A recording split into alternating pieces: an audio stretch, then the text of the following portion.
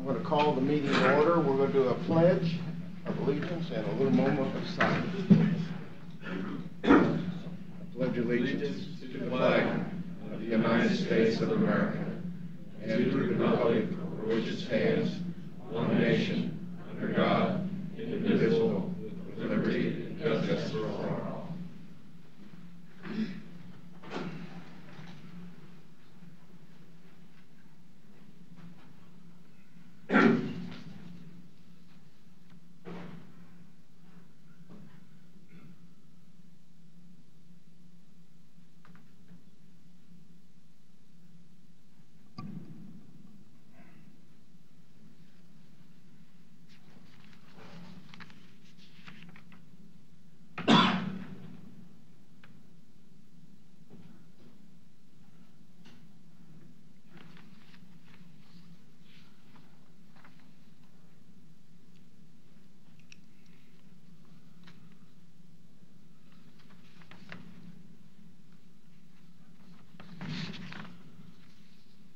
I thank you for attending today. Roll call shows all commissioners are present. And first item will be public comment. And that is about a subject that is not on the agenda. So if anybody has any public comment. Oh, it's a member of the planning board. Oh, no, that's Joe Herring. No, I'm sorry. I know that, but he just goes. Herring Surveying, 315 North 5th, and I like your last statement on items that are not on the agenda. This one happens to be on the agenda, but prior to this meeting, the mayor of Baser reached out to myself and the developers of the rezone application that's in front of you and asked for a sit-down meeting with those two developers. They have agreed to that sit-down meeting, and I spoke with Jeff Joseph, and we're asking that item be pulled from the agenda. And with these new findings that will come out of the meetings, resubmit this back to Planning Commission so we can present those at that level again with the new information. Is that all right with you? All right with you? Yeah. Okay. All right. Thank you. You're welcome, Joseph. So that will be the moving fives to 18-029. Yep. Mark it off. Mark it off. Mr. Chairman. Yes. Apologize, but inasmuch as I believe this was set for public hearing, if the board is going to table this, you might want to inquire as to whether there are any members of the public who are present for that hearing to let them know that it may not be heard today. Are you bringing an important item forward? Well, I think as a courtesy to the individuals. Thank you, Dave. Appreciate it. When we get to that, I'll ask that question. Anyone?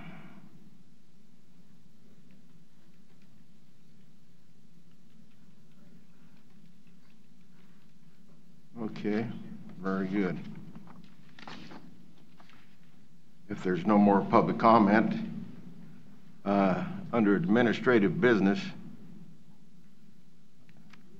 I notice there's a lady in the audience who is a centurion, and that is always a good sign to us that are approaching that because it makes us feel good. I thank you for being here, Mary. I can't hear nothing any of you are saying. Well, that's one. I don't have no hearing aids either. I don't need them, but I can't hear you. I'll give you mine. You just need to talk up like you're talking up now. I was thanking you for being here. Okay? And announcing, hope you didn't mind, that you are a centurion, so you are now coming up on age 1. So you got another time to go. I notice there's another gentleman here by the name of John Saka. And John and I knew each other a long time ago when we were looking at building an airport down at Baser, and we're bringing that up again. We're going to build an airport in Baser, but we can't figure out how to put the parallel runways and whether to make them 10,000 feet. And we're going to have to buy a lot of houses, okay? So that is said in joke and humor, because we spend a lot of time on that. We got a lot of roads we need to build before we build any runways.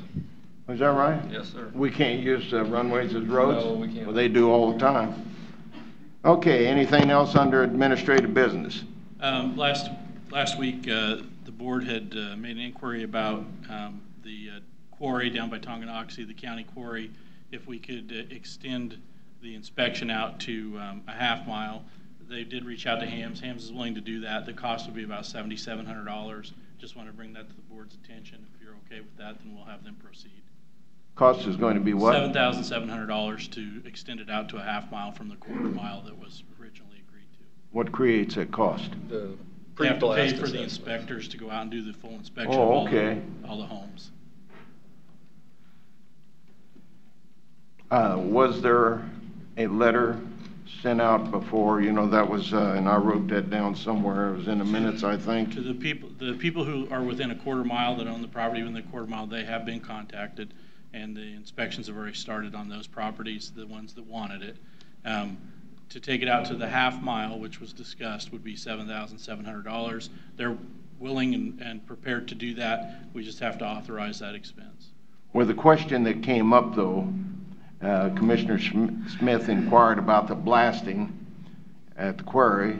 Commissioner Klemp asked staff to look into the half-mile notification for blasting because supposedly a letter had been sent out or something had been mentioned about a quarter of a mile. Is that the official, the quarter of a mile? The contract with the firm that will be operating the quarry requires they go out to a quarter mile. The agreement, or the letter that you're referencing came from the commission and staff after, I think there were some issues with the last time they were doing blasting, which has been several years ago. So they made an agreement that they would go out to half mile, but the contract with the person operating the quarry does not have that language in there, so we would have to reimburse them for any expense they have if we wanted to go out to the half mile. So there's no requirement for a quarter. We can leave it at a quarter mile then? The quarter mile is required, and they are doing that. Okay. The half mile was what was discussed by this board. If you want them to go out to the half mile, they're willing to. There's just an additional expense of $7,700. Is there any reason to go out to a half mile? Well, I think that the people that, there's at least one property owner down there that had a letter given to them by a staff member 5-6 years ago that said that they would go out to half mile because there were issues last time there was blasting. And have you seen such letter? Yes. And does it exist? Yes. And who signed off on this letter? Did the commission? Well, there's nothing in the minutes that I can find. There was discussion, but there's nothing in the minutes as far as a motion or second. But there was staff that sent that letter out, and I think there was also a conversation with a previous county commissioner from that district. Actually, staff personnel, it should come from the board. The way I sounds look like at it to me. And staff personnel don't have the authority to send out a letter stating that we will go a half mile. That is probably accurate. However, the citizen who received that letter probably did not take that as being the case. Yeah, well, The staff member may have overreached. That person is no longer an employee at the county, so it's hard to go back and discuss it with them. I think we had that in planning and zoning some time ago, that a guy long gone and we were committed to something Yes. besides a mental but institution. Really, we're not committed to it because the commission has, Yeah, us three have to approve that. but why don't we go to a mile or 2 miles? You know, the farther out you get, the more it costs. Yep. And then we got to change the contract with the, They're willing to do it without an amendment to the contract if we ask them. But they want But they do want reimbursed for it. to be reimbursed. Mr. Smith, you got anything you want to say on this? Well, how about we just approve, if it doesn't sound like you guys want to go out to half a mile, how about we just approve to have a pre-blast assessment done on the person that has the letter's property? That'd be one property. That'd be one property. Because that's the only one that's made a claim. Yeah. I see. You got something you want to say? I would support that recommendation. Okay. Can we just do that by a motion, or what do you want to do? I don't- I'd like just for the board to take action to direct us to proceed with just the Okay. one property or the half mile, whichever you prefer. Or leave it alone, do nothing. Leave it You want to make a motion? I'll make two motions. I'll make the motion about the half mile. I'll make a motion that we do pre-blast assessments and post-blast assessments a half a mile from the blasting of the Tonganoxie Quarry. You want to second that? I'll second it. How you vote? Aye. Nay? Nay. There you go. All right, I'll make a motion that we approve a pre-blast assessment, post-blast assessment on the property owner that received a letter from the county engineer in 2012 to go a half mile. This would just be for But it the would one just be for that property owner that got the letter. What we have to have his legal description. Yeah. To put in the minutes, I'd say. But we can We know, stipulate. I know which property you're referring to. It'd be the Kellogg's, I believe. Be Larry Kellogg. And what's the cost on that? I don't have his address. I don't know the cost for one assessment. It'd obviously be significantly less than $7,700. But we didn't ask them for one property. We asked them for the half mile, Yeah. which was what was discussed. When do they start blasting? As soon as the inspections are done. They're waiting. I'd really like to know what they're going to charge us for one property. I'll make a motion that we leave it alone at the quarter mile. Or the other one has been, no, it hadn't been No, seconded. it was, he made the motion for a half mile. I'm making it for the quarter mile like it has been for years. Okay, I'll second that. How do you vote, Doug? Nay. Aye. Aye. Now, if you can come back with another figure, I'm easy with changing. I can have them get the cost estimate for just doing one property, but there is a chance that they will begin blasting this week. Yeah.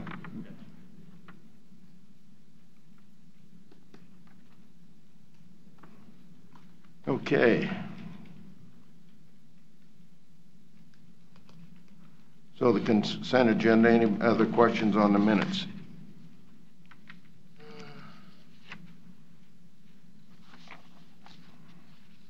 No, minutes are accurate. I just, on resolution 2018-11, on the 40-foot right-of-way, I just really concerned about the 18-foot to 22-foot road. We've never done an 18-foot wide road. I mean, we've always done 22, 24, so I don't like that low number in there. I'm hoping we don't use that 18-foot ever. Where do we have, I see David back there, so we can, where is there an 18-foot? There's not, but we got it in there where it can be. If there's not an 18-foot right-of-way, why do we even No, worry it's a about it? 40-foot right-of-way. The range was 18-foot road top to 22-foot top. And I did that for almost 35 years, never did an 18-foot top road and never would. So I just don't like the number being in that resolution. I like the resolution. Other than that 18-foot, I just wish that number wasn't there. That'd be exciting for you, won't it? It'd be a first. We don't need a first. We need to go forward, not backwards. Just to clarify, without acquiring additional right-of-way, we're very limited on what we can do. If the existing gravel road is 20 or 22 feet, that's likely what we'll end up with if we can get somewhat of a drainage ditch alongside of that, inside that existing right-of-way. I did it for almost 35 years, David. We never did an 18-foot wide road. We always did 22, 24. We were not acquiring additional right-of-way. We were not acquiring additional right-of-way. It can be done. It doesn't have to be an 18-foot top road. But It's crazy to do an I think you tie their hands if you do that. If you don't allow the 18-foot right-of-way. I don't know why we would allow an 18-foot wide road. Some of our roads are only, some of our gravel roads are only 18 foot wide. Right. And in its current condition. That was my today. question. And you can get them wider. It's difficult to widen the road and get somewhat of a drainage ditch alongside of it. No, it's not. without I've done it for acquiring almost 35 years. I can go out and do it again if I have to. How Not- wide not was the- that road I was looking at this morning? road. You don't know? Well, it's just like Coffin Road. We had 100% participation. Now all of a sudden, we're down to 33%. Right. This plays into same thing that David's saying. If we don't have enough right-of-way, and we can't get right-of-way, so we're stuck with that 18-foot road. No. So we're saying we can only get what you're disagreeing with, if we got 40 foot, we can get an 18 foot. We can get More than that. 22, 24 easy. Okay, But I like the rest of the resolution. I just don't like that 18-foot number. we'll ask planning, or Public Works to look into that a little bit more, and maybe we'll make a change, okay? I did ask that before we make any of them 18 feet, that we'd bring that in front of the board just under administrative business so that we can see what the application would be. And I'll meet with them and talk about this Yeah, I mean, further. 18 foot's the worst case scenario. Right. We can absolutely not get any wider, any ditching. That's worst case scenario. That's last resort.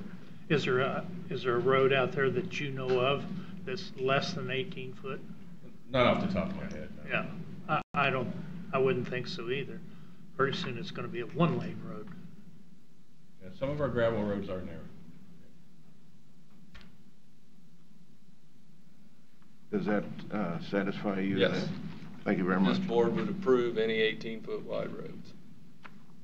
That's what Mr. Lawler. What I said before we actually do any of them, we would bring them in just to give you an example Yeah. of it before we would do an 18-foot. You know, there might be a bridge Well, that is 18 foot, so somewhere you, Now you're talking about a bridge, we're talking about a road, no, bottlenecking into the bridge. but that, it restricts it. Right. So, okay, the next thing on the consent agenda was the schedule for next week. And I want planning and zoning to apologize for this week. That was ridiculous. I was up till 2 o'clock last night, because I figured there might be one or two people here that wanted to dissertate. So you procrastinated and didn't read your packet? No, I read it Friday and I read it Saturday, and I said, well, Sunday I'll do it. And You don't procrastinate, do you? Huh? You don't procrastinate. Oh, I do a lot of things. Yeah. Are you ready I'm for a human. motion? So, anybody got any questions on the agenda for next week? No, sir. Okay. Next item on there is the check register, and I always like bringing this up because it shows where we're spending our money, and a lot of people don't know too much about their government. They think they know, but really, God bless their hearts, they don't know. Blue Cross Blue Shield was right at $15,000.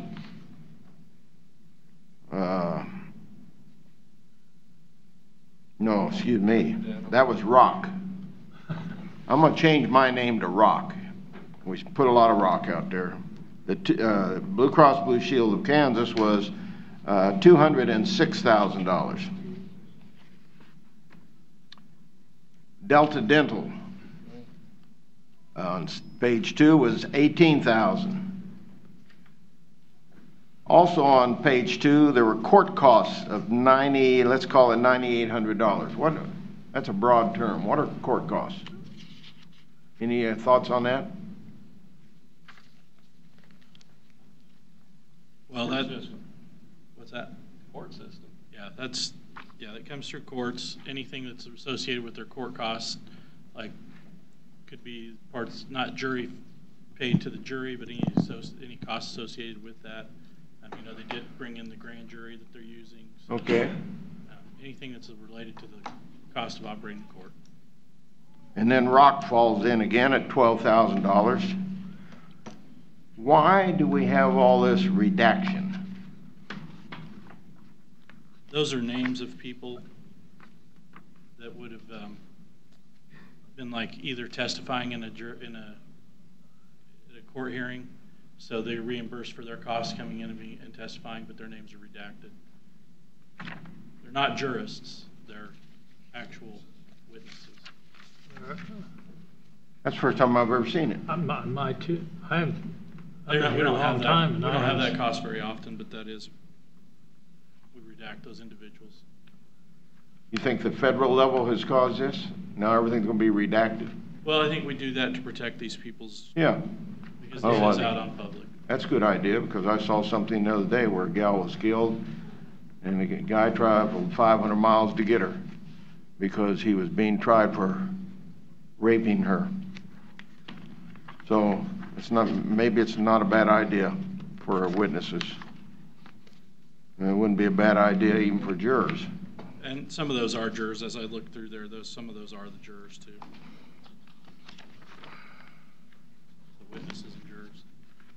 2 different pages on redaction, it's amazing. I thought the other interesting one, I can't find it now, when not only do we go from autopsies, we're doing rape kits. Sexual assault kits, yeah.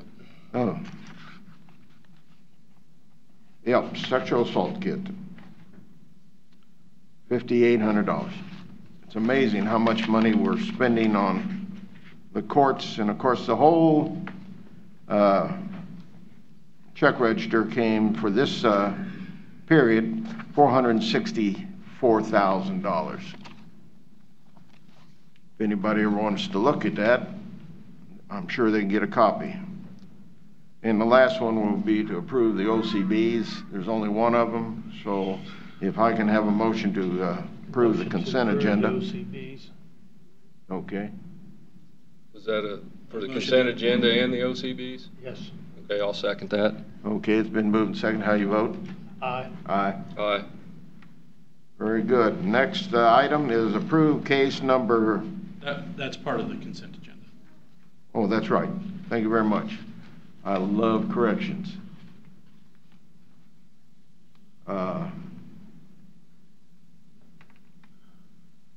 And I did have a question on that, though. What That was on that was just on the Whispering Meadows. Yes, but I wanted to thank planning and zoning. We're saving trees. We're now putting it on both sides of the paper. That's very good. Because when you get this much from planning and zoning, it's nice to use both sides of the trees. Okay, consent agenda is approved. Next will be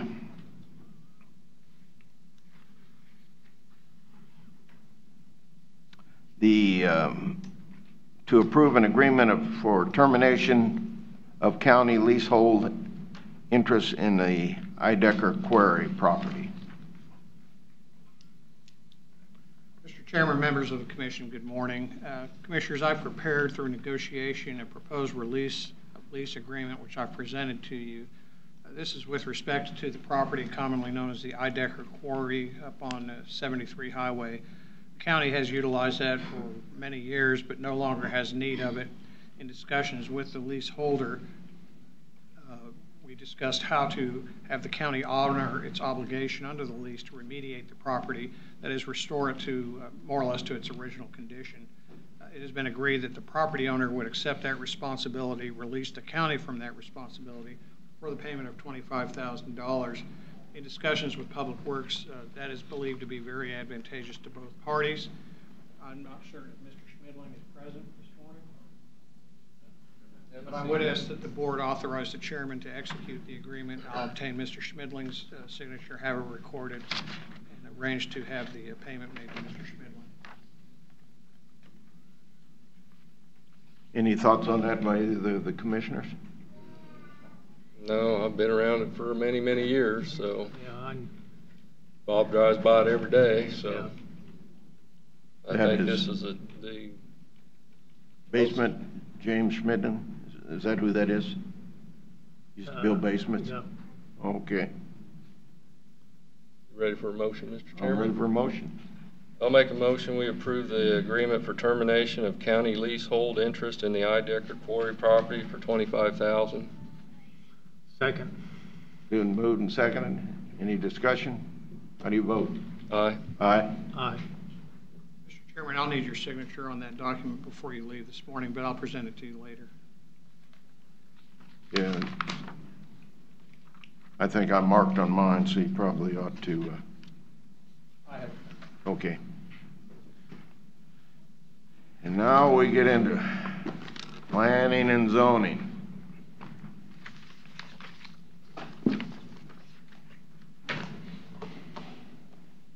And the first item is case number DEV 17-141, DL Granite Designs LLC, special use permit, home remodeling and light construction sales. And a public hearing will be required.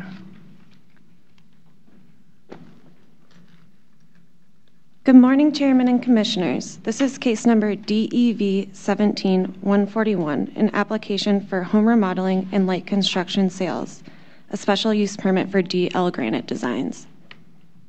The applicant is applying to run a granite fabricating business in a detached shop near the residence on the property at 20732 Tonganoxie Drive. The hours of operation are Monday through Friday, 9 a.m. to 5 p.m., with occasional Saturdays. Customers are typically builders, and customer visits to the shop are infrequent. Business is conducted fabricating granite on site half of the time and off-site installing the remainder of the time. This business currently employs 2 employees with potential to hire a third in the next 5 years. Staff have conducted 2 site visits to the property to take photos and decibel readings. The shop is clean and orderly with ample room for storage, and the property is well kept. Staff is recommending approval of this business. However, the Planning Commission voted 6-1 with 1 absent to recommend denial of case number DEV 17-141. Staff has addressed the following concerns raised during the Planning Commission. The traffic on Tonganoxie Drive. The public expressed concerns regarding speed and traffic on Tonganoxie Drive. The proposed business has 2 employees and approximately 10 total trips per week, which is similar to residential use. In addition, the business estimates around 7 deliveries per year and monthly trash pickup. This business will not create significant traffic. The gate to the property is located approximately 51 feet from the road with appropriate room for vehicles to turn into the driveway, clearing the road in the event that the gate is closed. The driveway area in front of the shop is approximately 71 feet wide with room for vehicles to turn around to leave the property. So this is a photo of the 71-foot wide turnaround.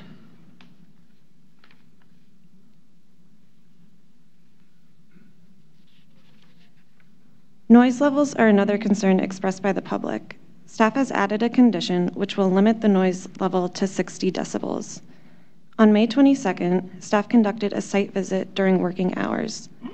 There was no noise from the shop audible from the driveway entrance.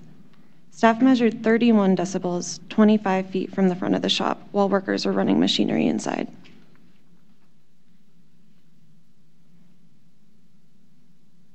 Can I ask you a question on that first picture? Yep.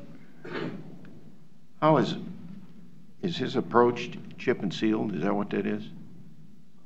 It's gravel. It's awful smooth. That's what I was wondering. Thank you. This is a photo of the gate.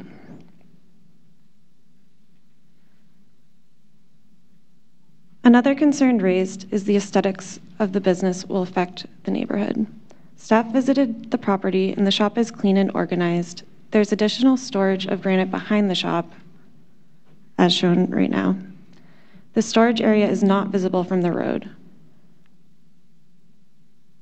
One of the driving concerns was the intensity of the use is better suited for an industrial park. This is an allowed use in the area with a special use permit per Resolution 2018-7. The applicant is present to answer any questions you may have, as are we.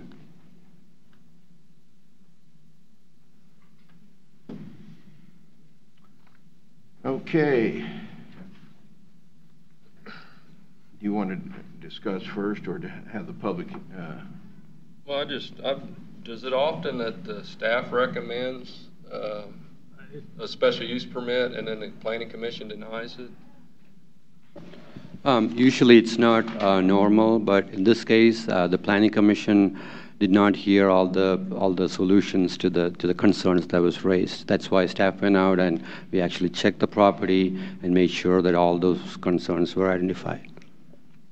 Okay, and then they had a list of people that you reach out to when you do these. Does the sheriff ever respond to anything about when people say there's lots of accidents in the area? The accidents happened on the roadway. It has nothing to do with the actual property itself. Well, but that was some of the people's concerns about all the high accident rate there at Mitchell in that area. So I didn't know if you had any data on that. Can we put a roundabout there? I'm sure we could, Louis. Yeah, okay. Oh, okay. Okay. Well, my question is, and then I'll ask the gentleman who just said he had a question. Were you, say again? I have an answer for the question. Oh, okay. He's the applicant. Yeah, applicant, very good. When I was looking at this, and I came down with 6 to 1 and 1 absent. Now, 6 to 1, that's 7, isn't it? Yep. In old math, I don't know. With 1 absent, that makes it 8. Is that That's correct. That's correct. We have 8 members? Yes. And then as I go through on some of the others, it's 7-0, 7-0, 7-0. So should be 7-0 and 1 absent. So that wasn't important, but it made me stay up another probably half hour trying to figure that out. My question, when he gets a chance on the gate, it looks like it's a very expensive gate, and it looks like there's a punch pad out there. But what I thought was interesting, it all looks very neat. And impact, when I read the impact, and that was on page 3, everything was basically in a positive way. And that's what I was looking at when I went in there, traffic, lighting, outdoor storage, parking, visitors and employees, third possible employee, 5 years. We're back to that subject again, 5 years, 5 years. It can be removed tomorrow. I don't know why we have stuck with 5 years. There must be something, and I'll let you answer that, but and then I'll finish up here. So you have a question, he has a question. We're seeing if you can remember who has questions, and somebody else out here will have questions, I'm sure. Who knows Miles Construction? Anybody in here doesn't know Miles Construction on 2440? Where did it start? Anybody know where it started? West of Baser. West of Baser, went at the street, went by the school. 63rd. It was west of Leavenworth Road, that 163rd Street. southwest corner of that. Where's Miles today? Down in Industrial Park. Industrial Park. Nobody wanted Miles that was a neighbor out there west of Baser. Nobody wanted it. Never heard a complaint about it. Nothing was ever heard about it. And all of a sudden, it's a major operation and it's out on 2440.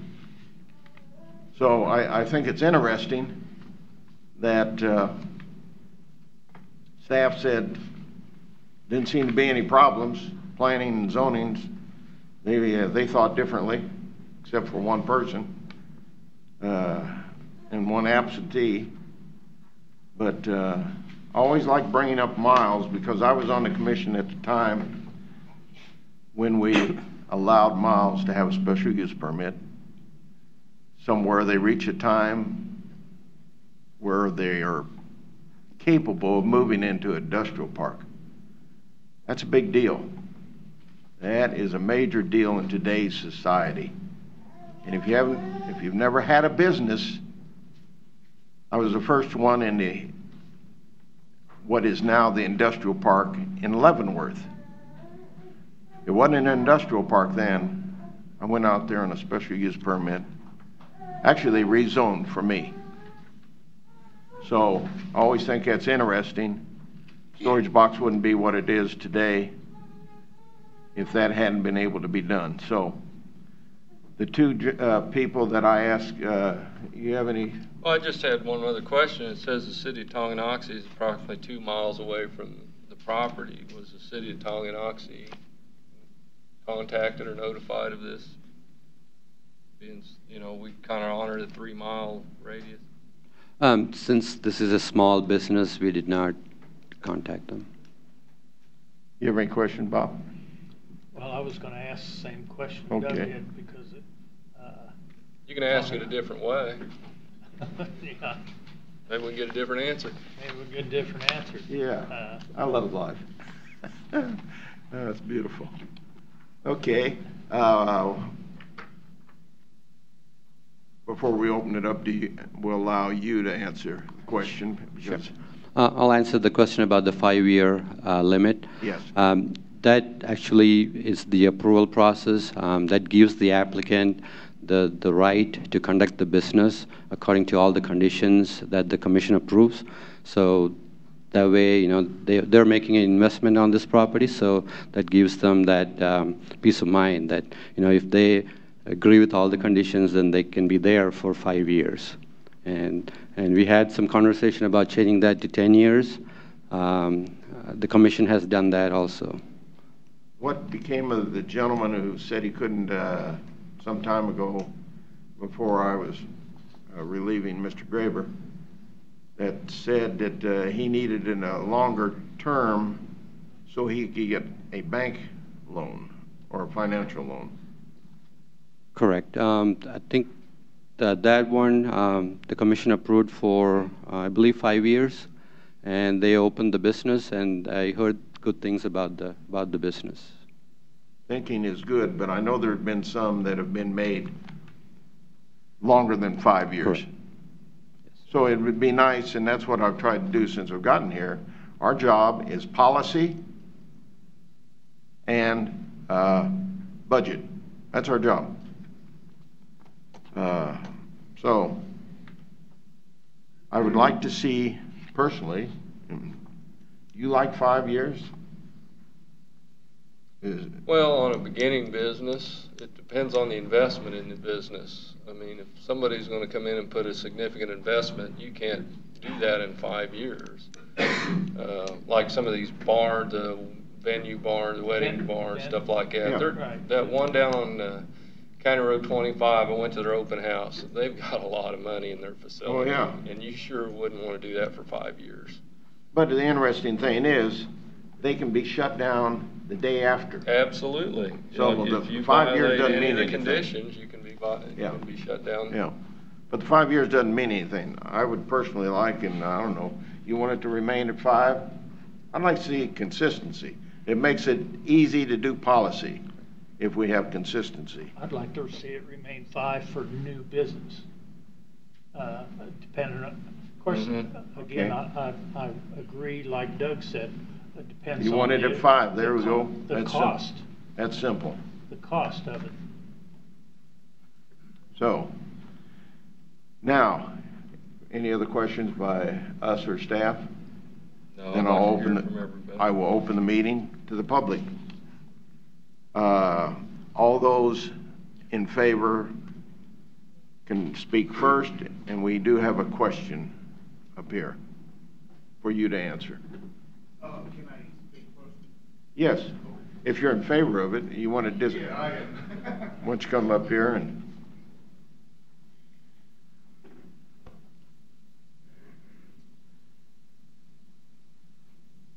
My name is Dan Lungu, 20732 Tanganaxi Road. I would like to start by saying I did not know I need a special use permit for having a business run out of my own property. When I was informed I needed a special use permit back in January, I immediately went to planning and zoning and asked what I need to do. I followed the instruction given to me by the county. I was told that I meet all the requirements to acquire a special use permit for my business. 2 weeks ago, we were completely taken by surprise by our neighbors during the meeting. That was the first time we had ever heard there been any complaint during the time I had my business. I know that checking with planning and zoning, I was never any formal complaint given to the county or to me. Like I said, we verified this with planning and zoning. The only complaint, I guess, was the neighbor told the county that I'm doing a business out of my shop. Was no complaints about any concerns that was raised in the meeting. After the first meeting, after hearing all the animosity spoke by our neighbor and his wife, I began asking questions to other neighbors and his friends. Why they feel this way about me.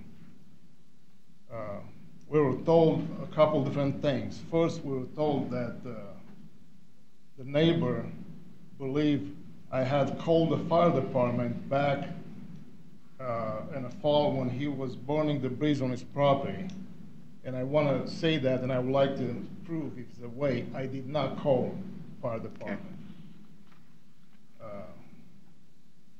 Second, we were told the neighbor was upset because he wanted to run a business out of his property, but felt he had to go and knock on everybody's door to get permission. I was told by his closest friend.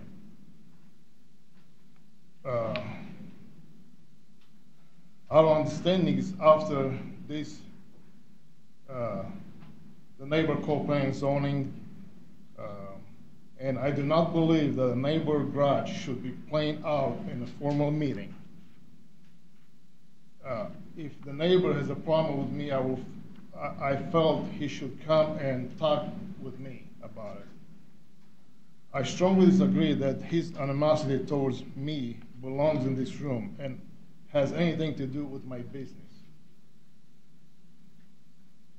One of the concerns expressed during the meeting was traffic on Tanganaxi Drive. Number one, traffic has nothing to do with me or my business on the road. I want to mention not far from me, a venue location was approved on Tanganaxi Drive. Well, because any more traffic with my two subcontractors is not a fair statement. You know, like was planning and zoning said, you know, I have deliveries, which is, you know, a couple times a month, you know, I mean, I can give an hour 2-3 times a month, you know, they come and deliver and they're out of my property. And, you know, like everybody else, you know, every once in a while, you know, I have some people come to my property.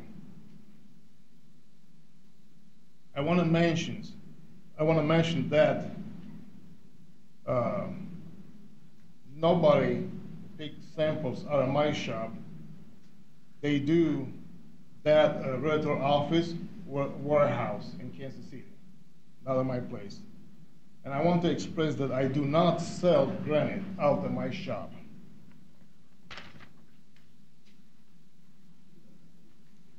Answer your question about traffic. I spoke with Major Shirley with Leavenworth County Sheriff's Department. Upon my request, he researched the database for accidents around my property. He only found one that happened on a weekend. It was a one-car accident due to texting and driving, and the car was traveling east to west, you know, and crashed in my yard, you know, a property line. This was the only accident that found in the database. The car never traveled from my driveway. It's coming from our direction. The other concern was our gate. Like they present the pictures, you know, it's up there, you know. They took measurements, you know, from the pavement to the gate. It's about 51 feet. If you see in a picture, I have a van with a trailer. The trailer is 16 foot. The van is, I don't know, about 12, 13 feet. I got that, I got another one, and you can see it's a lot more room to spare.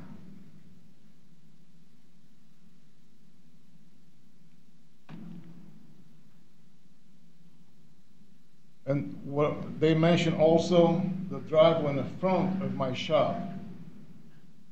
It's not chip and seal, it's gravel, but it's 71 feet, and it's a lot of room to turn around and do, you know, get out of the property.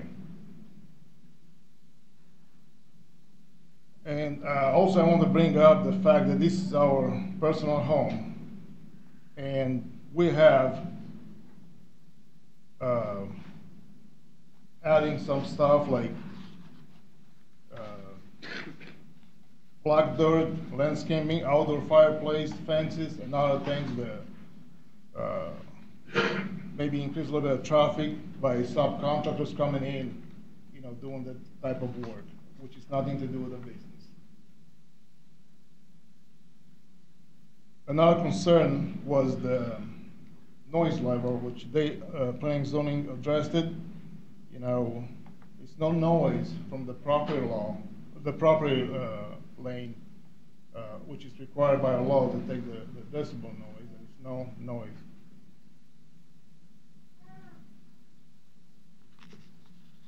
They took actually the reading right in the front of my shop, and was minimum noise.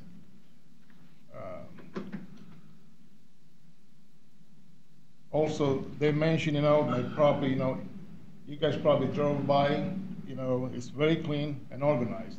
I pride myself on keeping a clean home and business.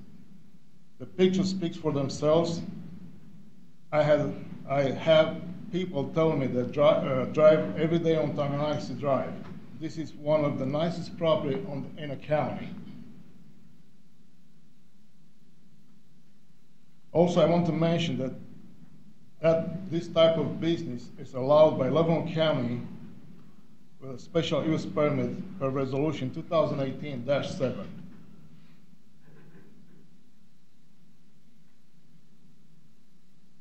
And I hope this decision is based on the facts given to you today by the Planning and Zoning, Sheriff's Department, and me, not based on the emotions and an upset neighbor. The last thing I want to say, I'm considering myself an upstanding citizen of Lebanon County. I pay taxes and give back to the community through employing people and donate money to school and charities. Thank you very much. Thank you. Chip DeMoss, an attorney for Mr. Lungu, 16582 Douglas Street, Baser. I met Mr. Lungu a couple weeks ago about this, and he asked me to come in because he was worried about getting up and talking in front of the commission. He said he didn't feel comfortable with it. After listening to him, I'm not sure why he hired me, because I think he did a fine job. I don't have a whole lot to add, but I just want you to know a little bit about Mr. Lungu. Obviously, you can hear the thick accent. So I asked him, I said, where are you from? And he says he's from Romania. Got quite an interesting history. He was a policeman there, he was in the military there, and he was a national wrestling champion for 13 years in his weight class. But throughout my meeting with him, he kept repeating how great America is. how wonderful it is. He can raise his kids here, and they have a chance to grow up and actually make something of themselves and do something with that. Mr. Clint brought up about Miles Construction. They started out right there on 163rd Street between Leavenworth Road and Parallel. I'm familiar with that. I live right around the corner from it. He used to drive that all the time while he was still operating there. Never had a problem with him. He started out small, and like you say, look at him now. I mean, sometimes people don't have the finances to start out in an industrial park. Okay, you can see this property. The pictures of it show very clearly that it's well kept, it's clean, it's not disorganized. I mean, gosh, a farm with weeds around the barns and stuff, just a normal everybody's farm like probably mine, looks a whole lot worse than this clean place. You got some granite back there, but it's not trashy looking. Obviously, it's too expensive. We'll probably let him trash it. I think that all of the issues that were raised and were concerns to the planning, well, at the last planning meeting and stuff, have been addressed appropriately by the Planning and Zoning Department. This is something that's been allowed. It's something that's been done many times before, and we're asking that you be consistent and allow it again. And like you guys pointed out a minute ago before Mr. Lugu got up and spoke, bottom line is, if he doesn't follow the recommendations or the restrictions that you place on him, it can be pulled at any time. So, but I mean, from looking at this, without any restrictions on him, I can't imagine he's going to do anything any less clean, less appropriate, and less efficient than he is right now. So we'd ask that you approve it. You have any questions for? I have a question. Have you gotten your citizenship yet? Yes, I do. Thank you. Appreciate that. And I think I heard you in Romanian English. That was good. I speak very poor Romanian. I imagine. Thank you very much. Appreciate it. Okay. Anybody else want to speak in favor? In favor. There we go.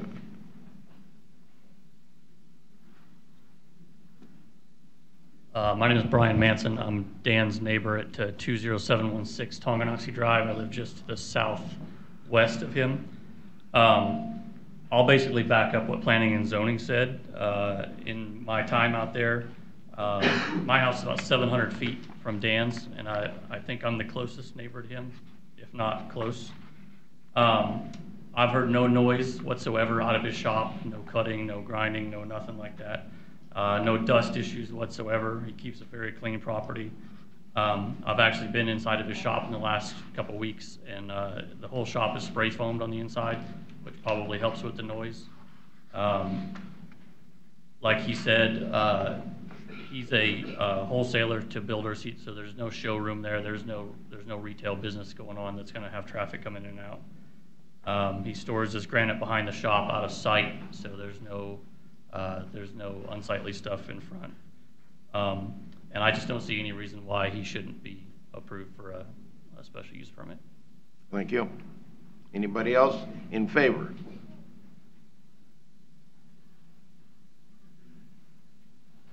Dennis Mills, 2040 Vermont, Lawrence. I'm a builder in the Leavenworth County area, and Dan supplies us with quite a bit of countertops in the houses that we build, and I know my business heavily relies on his business, so it goes hand in hand, and I appreciate that. And just to reiterate what the lawyer said, I personally know Dan for several years now, and he's a very respectful, honest, hard-working guy that loves his family, and I appreciate that, and I hope you guys will too.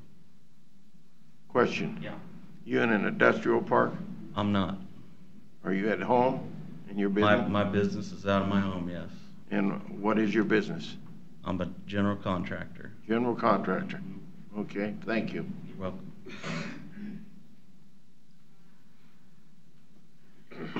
Dan Lynch, 19751 219th Street.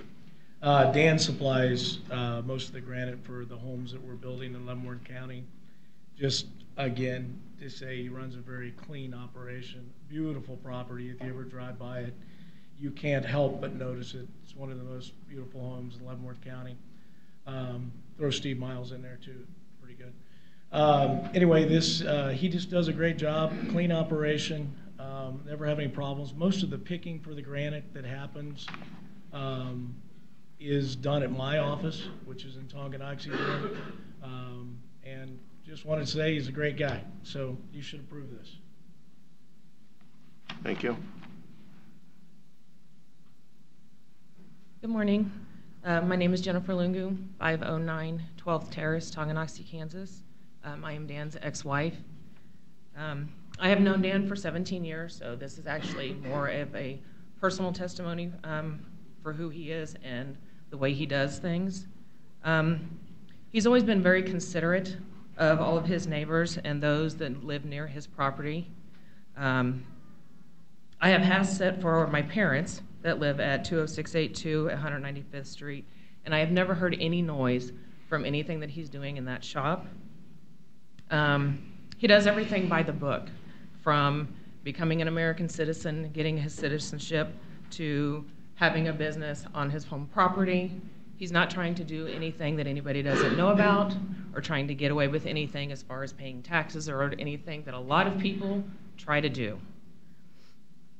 He keeps his property immaculate. There isn't any trash or piles or anything just laying around from the business, bringing down any kind of property values. I don't think the traffic in and out of this property is any concern of anyone's. There are days that either myself or my family members are there to drop off or pick up my son, sometimes 2 times a day. That has nothing to do with this business.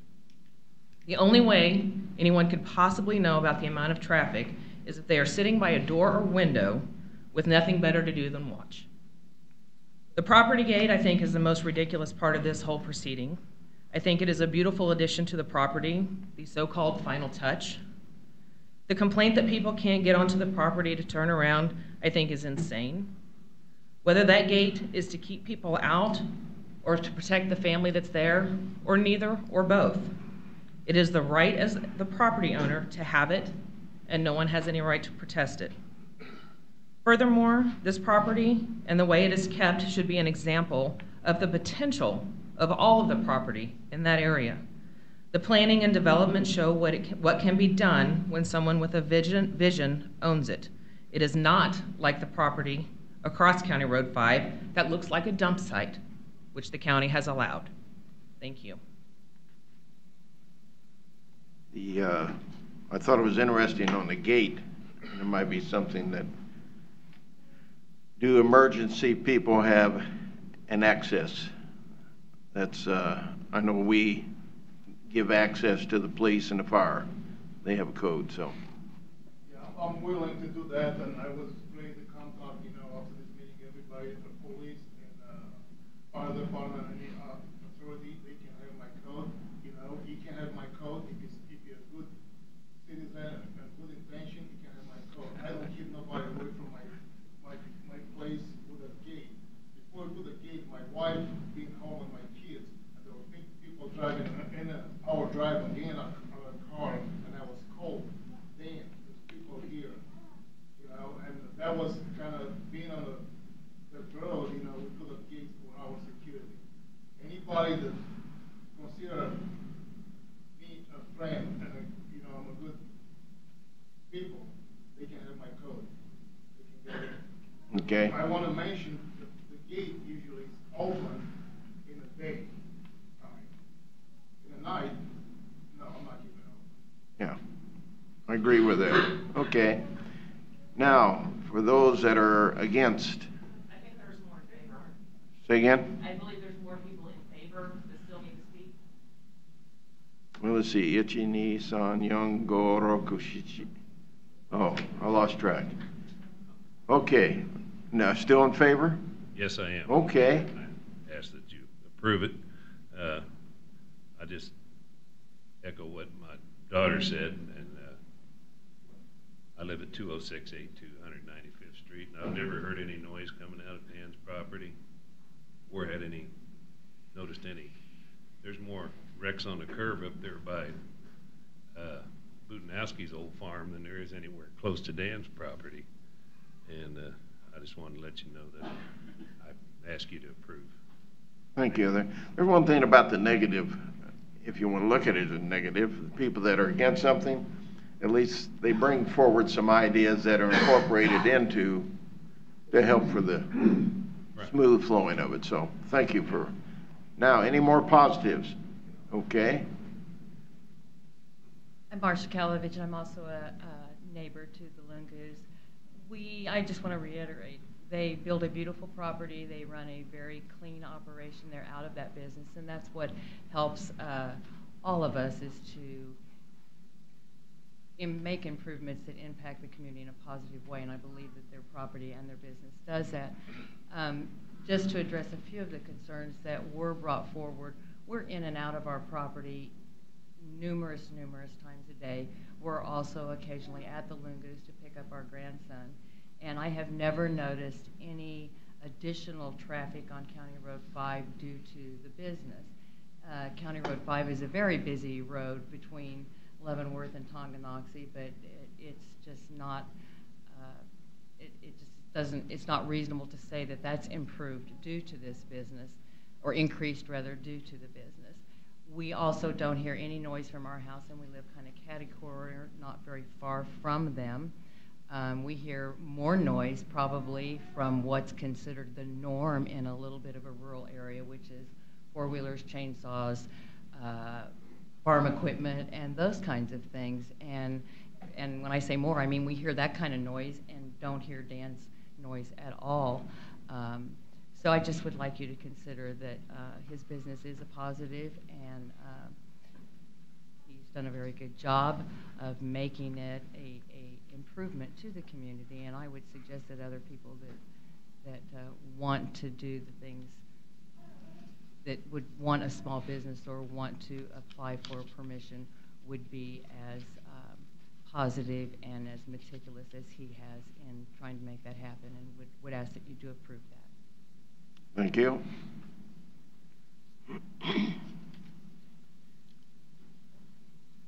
Paul Estes, 19781 219th Street.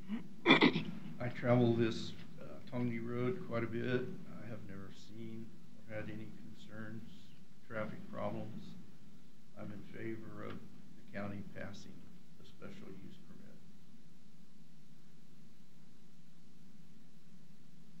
permit. Hi, I'm Amy Lungu. I live at 20732 Tonganoxie Road. As described earlier, DL Granite and Design is a legitimate business being ran by Dan Lungu. He is in compliance with all of the regulations set forth by the county. Every issue that was a concern has been proven not to be. There is no issue with noise level. Planning and zoning has proved that. There is no issue with traffic or driveway. Not one accident caused by the entrance. Sheriff Department proved that. Therefore, I am in favor of a special use permit be granted for DL Granite and Design. Thank you. Any more in favors? Going once, going twice. We'll go to those that are against it. So,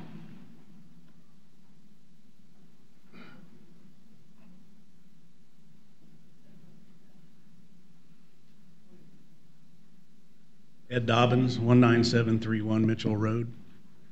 I'm not going to say Dan don't have a beautiful place. It is. But that's an industrial business. Ain't no other way of looking at it. The thing about the road, maybe his driveway is right. We got a commissioner that lives on that road. He knows how people drive on that road. We both did when we were kids. There's been plenty of wrecks between those two roads, Mitchell Road and 199th Street. They've even life flighted people out of there. The other concern is the dust. There's MSHA and OSHA has brought up new standards on cutting rock as far as the silica. If they're not capturing that dust, it's in the air for 24 hours. It can be blowed anywhere. And that's a concern. They need to go by those standards, not just what Leavenworth County has as far as collecting dust, because that is an OSHA and MSHA standard. It's federal law. pretty much the road and that is what I got to say. Thank you. Appreciate it.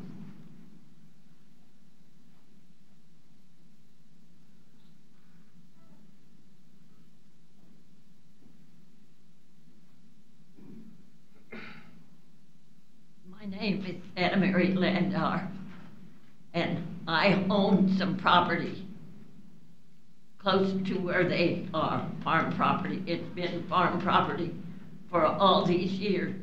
If we let in one business, we're going to have businesses all around. And I'd like to keep it a nice, quiet, farming community. They have improved the road from the time I was little to now, very much. But we have my sister and I have this farm, and we want to keep it a farming community. How long have they been doing business without a permit until all this come up? Do you people know, did they come and ask you for a permit to do this there when they bought the property? We've got industrial sites in Tonganoxie and in Leavenworth that they could have gone and bought land from, instead of breaking into farm country property where we like to keep it that way. What is that saying? No farms, no food. So let us keep our farming community a farming community. Thank you very much for your help. Thank you, Mayor. I was hoping you were going to bring the baby up. I am. Because the baby needs this, you know, that's the next generation that's going to take over. Exactly. Rebecca Reichman, and I will be residing at 19731 Mitchell Road. I'm actually purchasing my parents' property. And so we will be living there, raising our 3 children there. And I want to start off to say, this isn't personal digs in any way, shape, or form. Please understand that. It's not. Growing up on that property, because my parents have lived there the entire time that I have been alive, there have been multiple accidents through there. I have watched so many life flights. I remember being terrified as a child watching those life flights come out of there. We are not stating that his business is bringing in extra traffic. That's not it in any way, shape, or form. Any of those houses built there through that area are, in a way, a problem. And I'm not saying it, nobody needs to build houses through there in any way, shape, or form. The problem that I was asking with the traffic was, let's do a traffic study. Maybe we need to drop that speed limit before those curves. There are way too many close calls that happen in that area over and over again. I don't sit there and watch out my window in any way, shape, or form to watch their home. I'm watching my children ride their 4-wheelers and be children. I'm watching them play in their pool. I'm cleaning up the property that I'm purchasing. Those are the things that we're doing. I'm not sitting there watching him. Your place looks amazing. It's beautiful. It truly is. There are no personal digs. Please know, hearsay is hearsay. Okay? When you go and talk to other people and ask about us, you're getting that hearsay. We never said those things. We never wanted to run a business out of our place. I'm a stay-at-home mom, and I am great with doing that and raising my foster son as well as my 2 biological children. The other thing that we need to touch on is the silica dust that comes off of that rock.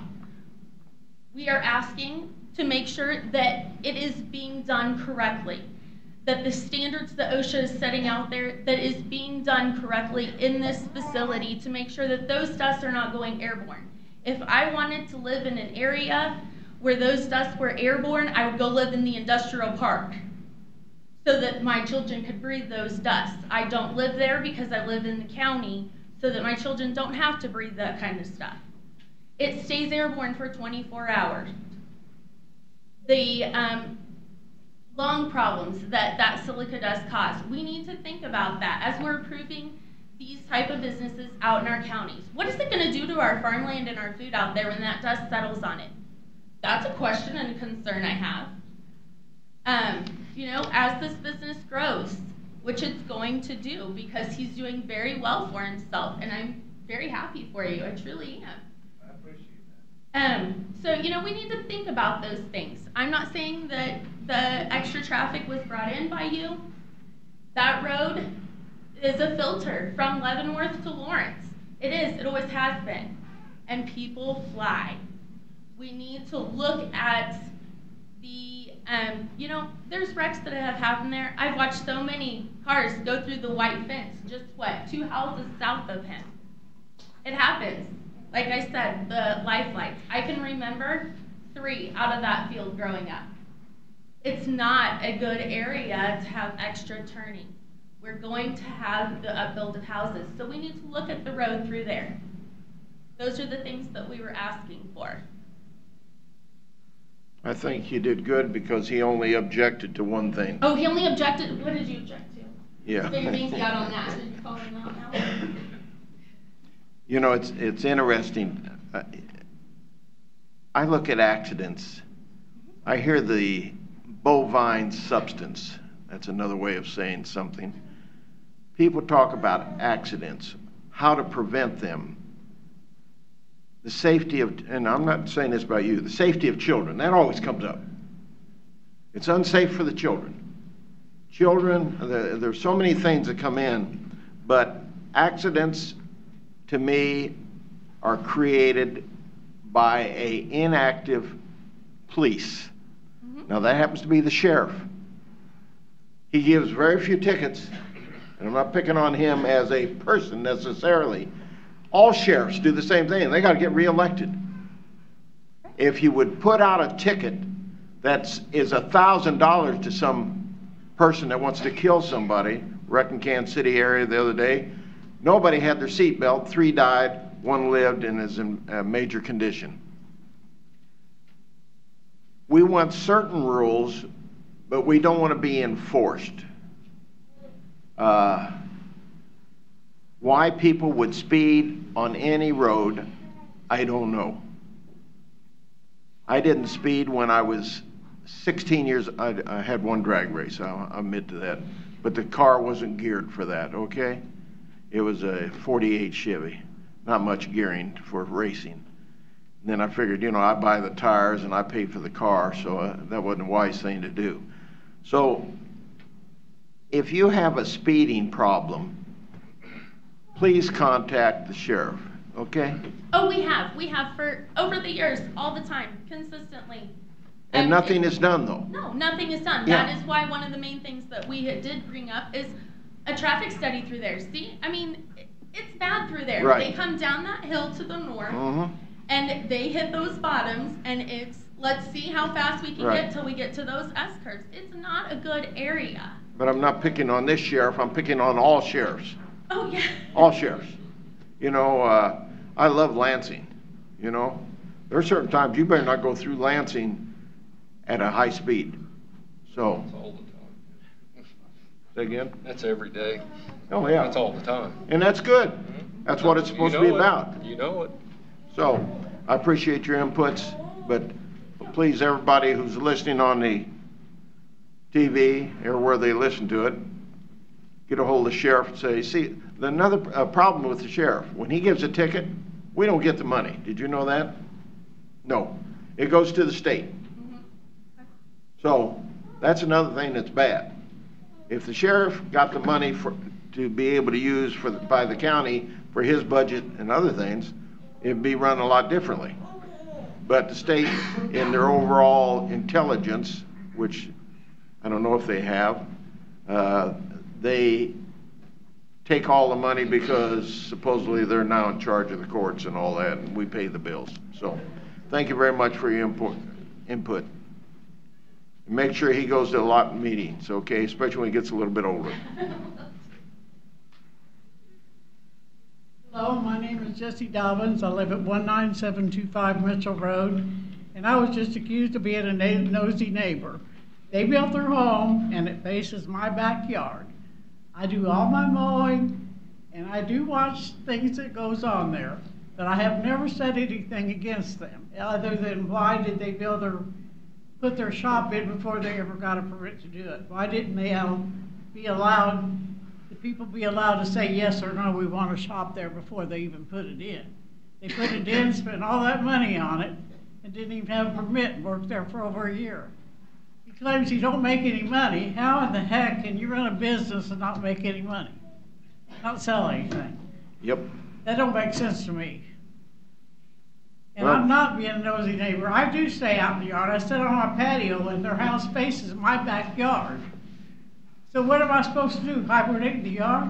I'm not gonna build a big, beautiful home and sit in it and not ever see any people around. That's my concern.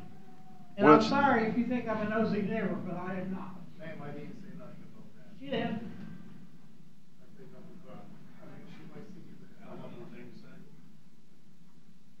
It's nice that, you know, I always hate these kind of operations because it does create a little long-term dissent amongst neighbors. And we as neighbors today, we don't know our neighbors anyway. We used to. See, there's only 3 people in here that are in the greatest generation. And that means you were born before 1943. I don't think there's anybody else qualifies, but we know Mary does. She is definitely before 1943. So, yes, sir. So was my mom. It was said that the zoning and planning wasn't notified before 2 weeks into January. That's false. I got phone records showing where I called in November. And so how that got lost or whatever, I don't know, but I do have phone records. And the other thing is the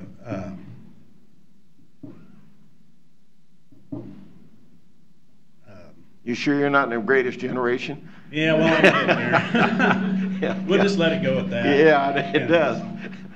I just don't want no hard feelings between Dan's family and me, but I don't want an industrial park in my backyard. And he's talking about growing. I'm glad for that. But build a smaller shop in an industrial park and then enlarge it then. Don't put it in my backyard. That's all I ask. Anybody else want to talk against?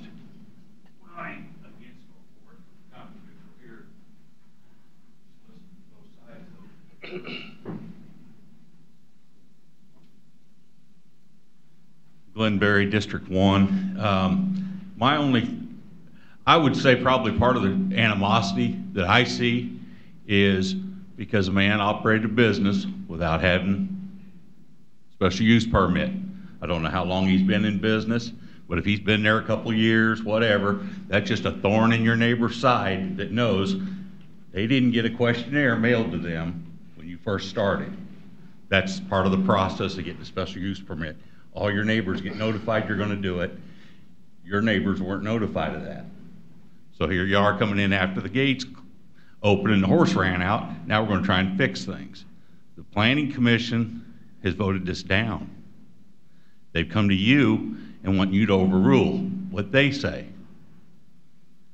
Why do we have a Planning Commission if we're going to let you guys overrule what they decide? They're deciding for a reason, not just because they don't like this guy. Please, let him finish. The thing of it is, when you come to these type meetings, then they're not here. You're asking for these people to overrule what they decided. None of them probably even knew you were coming here. You need to talk this way. Well, yeah, I know. She's not part of the... I know, I'm trying to... Yeah, I know. I look where I talk. It just...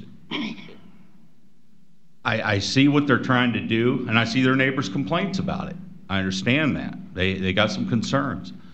My thing, he's a small business. I get that. You got an industrial park sitting how far from there? And I've been down there just this weekend, and you got 2 or 3 businesses in that whole thing. It's sitting a bunch of empty lots. I don't know what those lots cost, somebody to buy and build a spec building on, whatever. But my personal opinion, that's where that needs to be. He's going to grow. If he's doing a good product, people are going to come to him. And it sounds like they are putting a good product out because he's got guys that are doing business with him. So that is a growing business. That's not going to be something he's going to be able to run out of that building for very long. He's going to blow up if he's good at it. That's all I got to say. Anybody know what the lots are selling for in industrial parks? For whatever they appraise for, as long as the Port Authority owns them. They have to be sold for the appraised price. Well, I know that, but anybody know what it is? I thought they told us that some of them they even gave away. Well, Yeah. They do. So. Isn't that right, Mark? They've given away some of those lots, but I don't know what they sell for on a regular basis. I mean, I think it varies based on what's going in, how much land you need, what frontage. Right. I'm just sort of curious. I know what I paid for my 10 acres. I don't know. And it's sure not, I think it's probably tenfold of that now in an industrial park. So, anybody else? There's a young man. I saw him with his hand up there.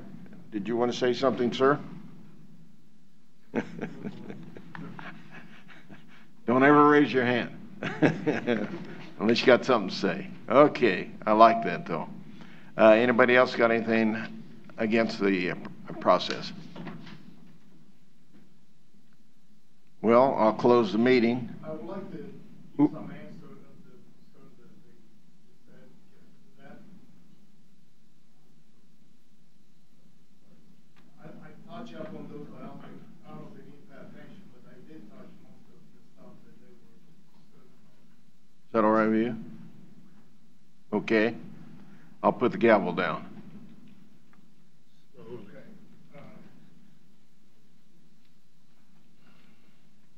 You know, I addressed that the traffic, you say the traffic is a big problem. I don't say it's not.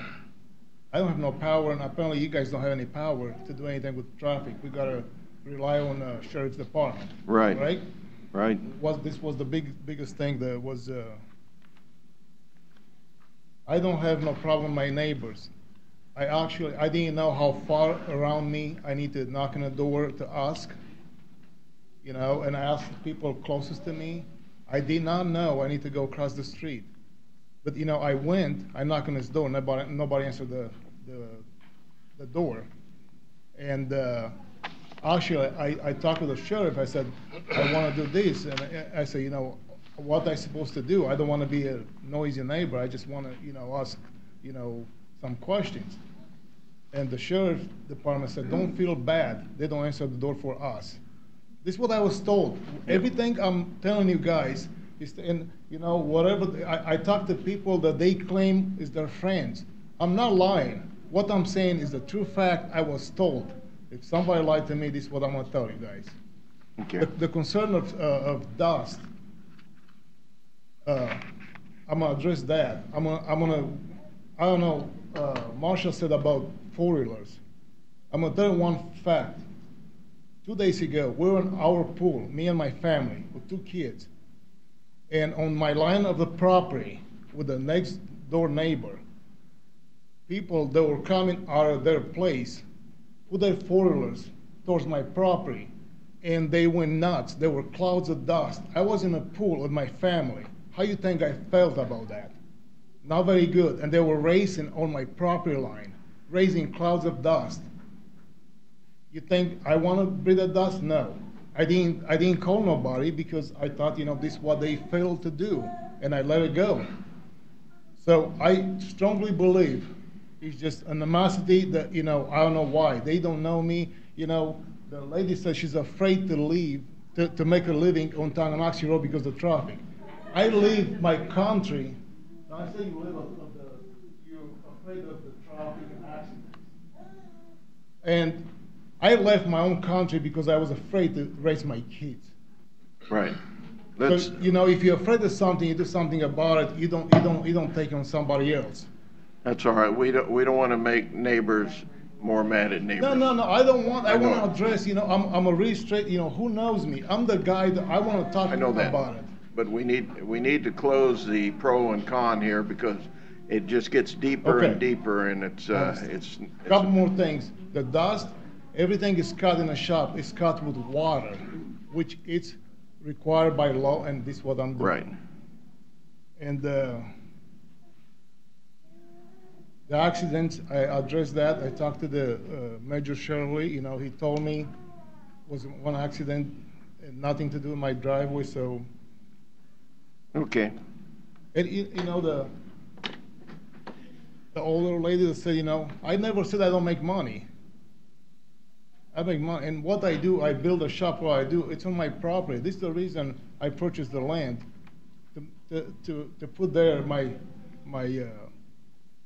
dream that I had when I came in this country, and that's what I did. Okay, I'm going to close the meeting. That leaves it up to us to dissertate over what we're going to do here. You have any questions? Motion?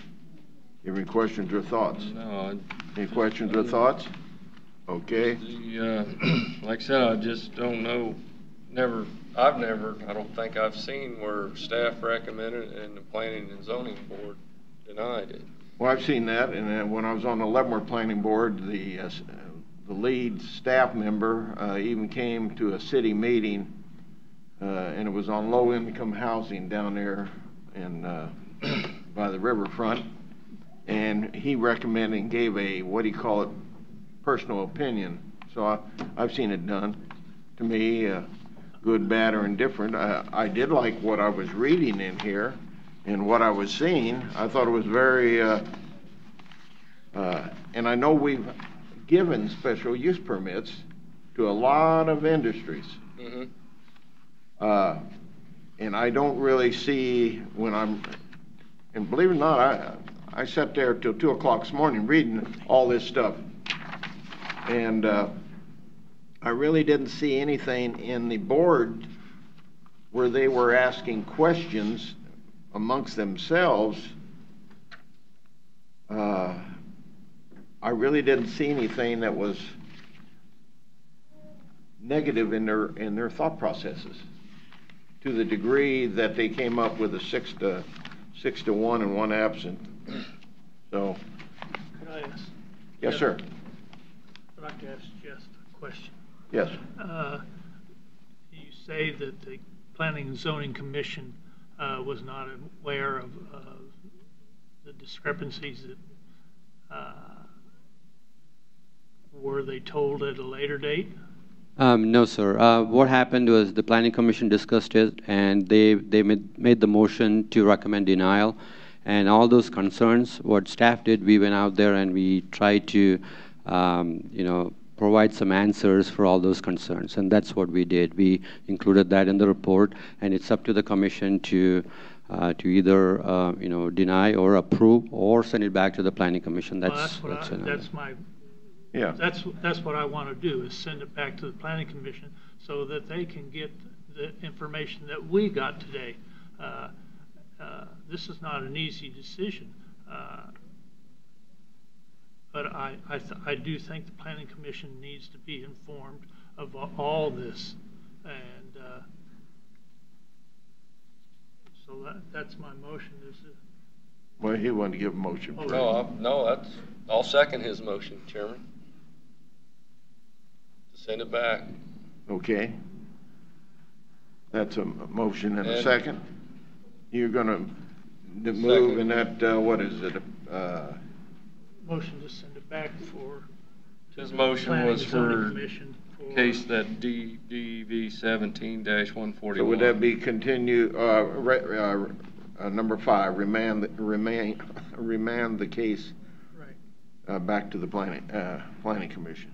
And I second that. Yeah, okay. I thought that was interesting, though. Up in your area, maybe that's all right up in your area.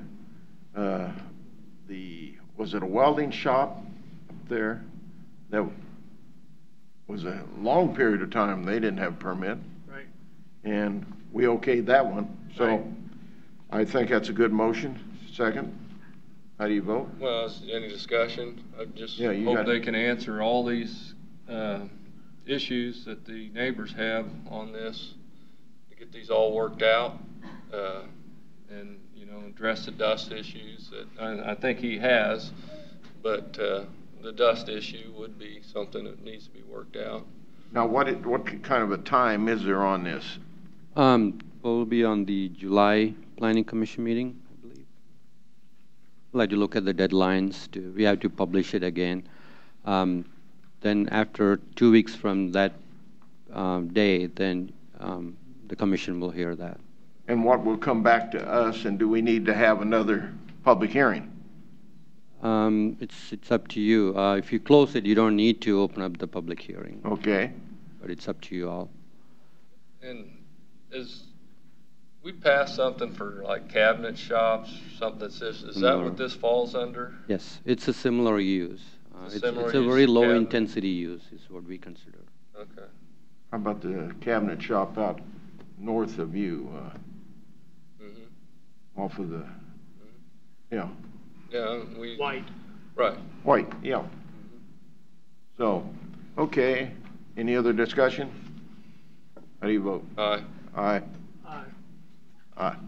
There you go. Let's see, how long do we spend on that? An hour? Okay, that was good. And we don't want to get down to, it was what, 1, 2, 3, 4, 5, 6, 7, 8, 9. It was 9 to 5. No, that's Dolly Parton, isn't it? That's 9 to 5, 9 in favor and 5 against. We want to get this information to the planning board because there was some good information in there, pro or con. So, okay. Case number DV 18-033, which is review a request for a special use permit for a agriculturally, that's a good word, business, agribusiness. So who's going to dissertate on that? Chairman and Commissioners, this is case number DEV 18-033, an application for a special use permit for Meiske Farms, an agribusiness located at 24350 Alexander Road, approximately 1 mile south of the intersection of 32 Highway and 246th Street. The applicant is requesting to run an agribusiness consisting of a corn maze, pumpkin patch, hay rides, concessions, and farm animal petting zoo. This is a seasonal business open approximately 45 days per year in September and October. During this period, the hours of operation are Monday through Friday, 10 a.m. to 4 p.m., Saturdays, 9 a.m. through sunset, and Sundays, 12:30 p.m. to sunset. Monday through Friday, 3 to 10 employees are expected. Saturday and Sunday, 10 to 30 employees are expected, dictated by growth. During the season, approximately 300 to 500 vehicles are expected to provide transportation for visitors. There are approximately 10 homes located on 246th Street between K32 and the proposed business. Public Works is requesting the applicant provide dust control from K32 to Alexander Road. Staff has received multiple complaint letters from neighbors regarding this potential use. The Planning Commission recommended approval of case number DEV 18-033, special use permit for Meiske Farms, subject to conditions. The applicant is present to answer any questions you may have, as are we.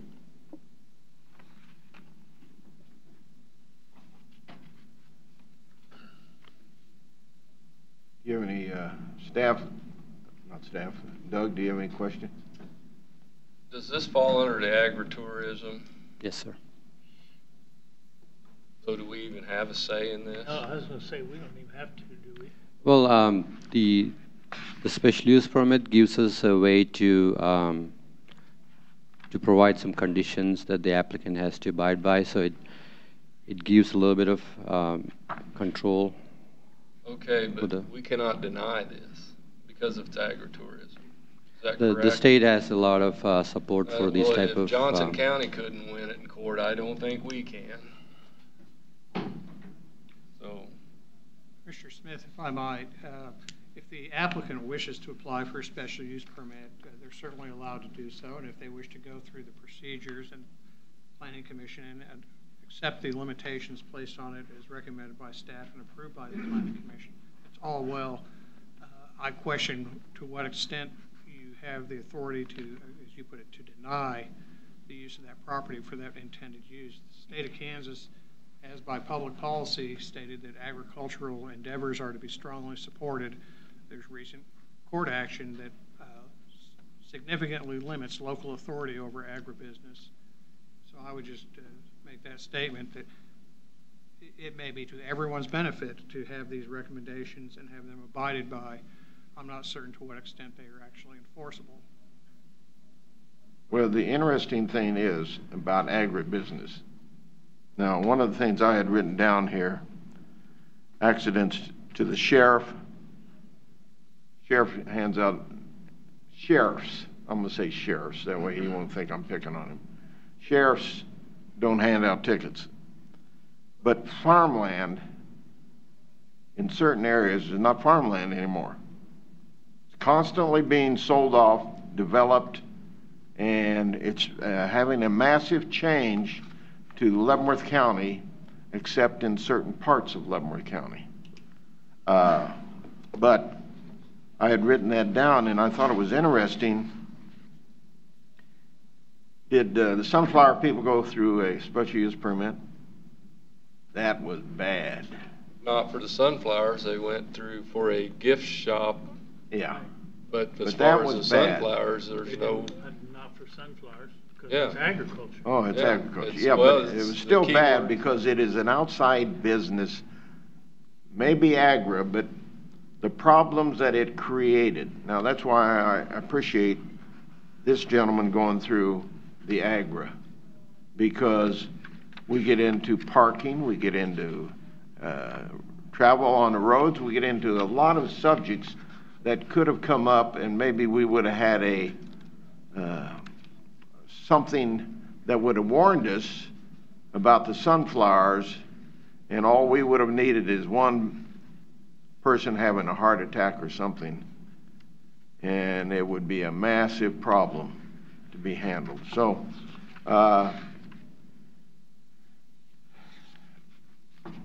I had numerous questions here. No, back to the 5 years. Here we go. I'm going to 5 years.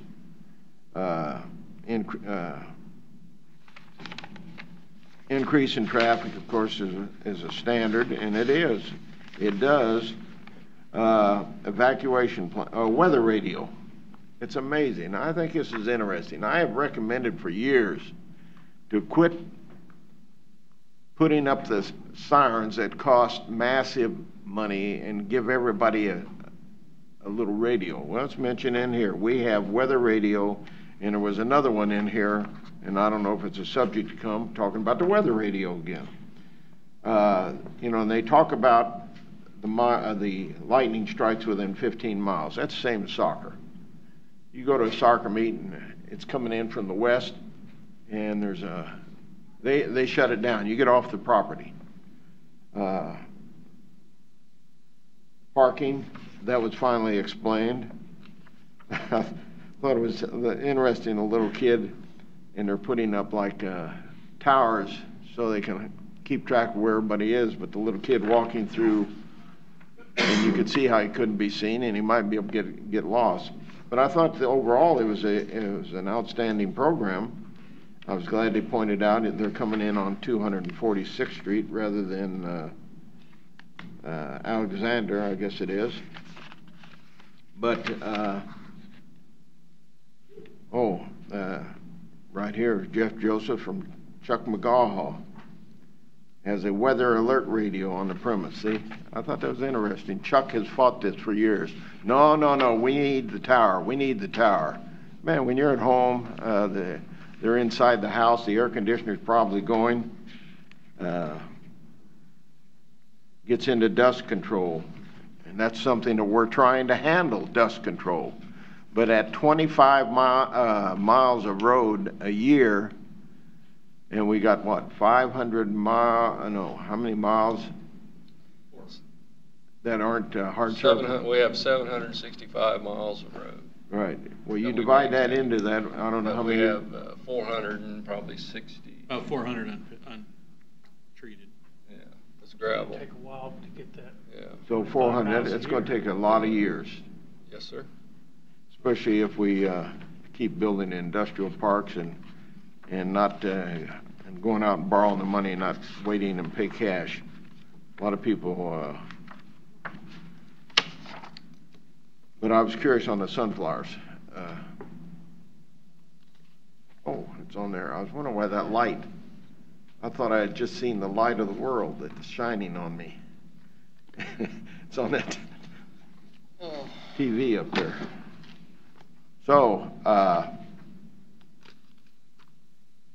Bob, do you have any questions before we open the meeting? Douglas? No, sir. Okay. Are we ready to, are you all through? Let's open the meeting, public hearing. Those that are against this gentleman being able to open up this business. The word was against. Anybody against this? Okay. Okay. No one's against it. Is anybody in favor of it? Please come to the podium, give name, address, and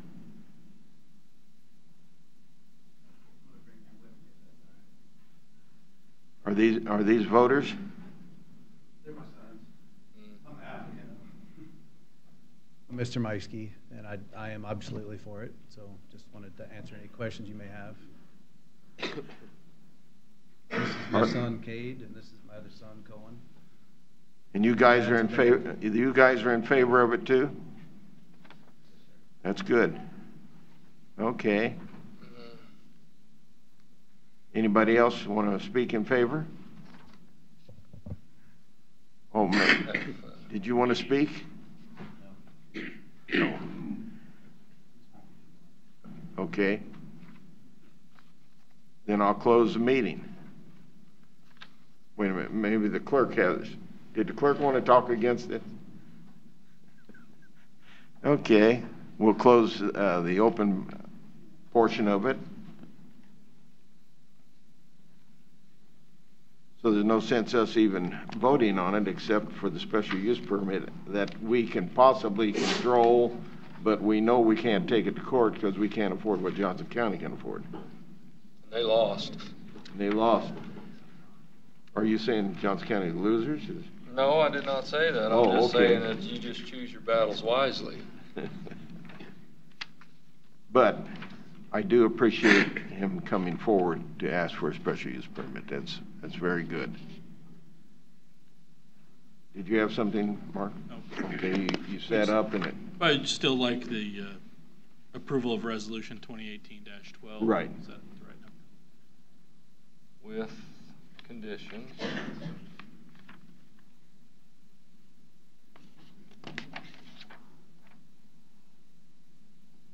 So,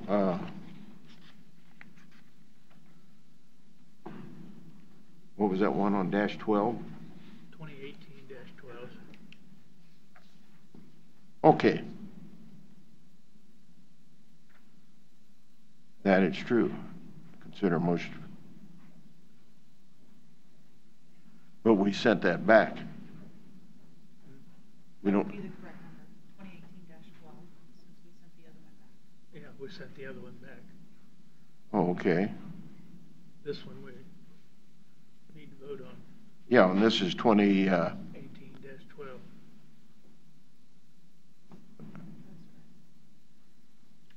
These numbers on here are wrong? Since we sent the other one back. It'll be a different resolution. Oh, okay. Thank you very much.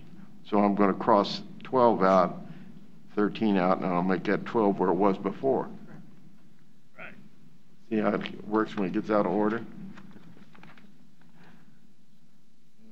Okay. I'll consider a motion to approve Resolution 2018-12, authorizing a special use permit for farms. I'll make a motion that we approve 2018-12 farms. Okay. I'll second it for some discussion. Go ahead with discussion. 30 employees? That's quite a few employees. Well, you know, you've got, I don't know if you've ever been over to the Weston operation. Well, I have, but I'm saying, you know, this other businesses here only had 2 employees. 30 employees is a lot of employees. I think they're asking for the maximum. I don't think they have 30 employees. When it gets Okay. to that point, I think that's And what they're like asking. I said, I mean, we have a lot of letters here from neighbors and all that who have concerns, and the traffic is a concern. I mean, you know, when we hit 400 cars a day on a gravel road, we got to do something.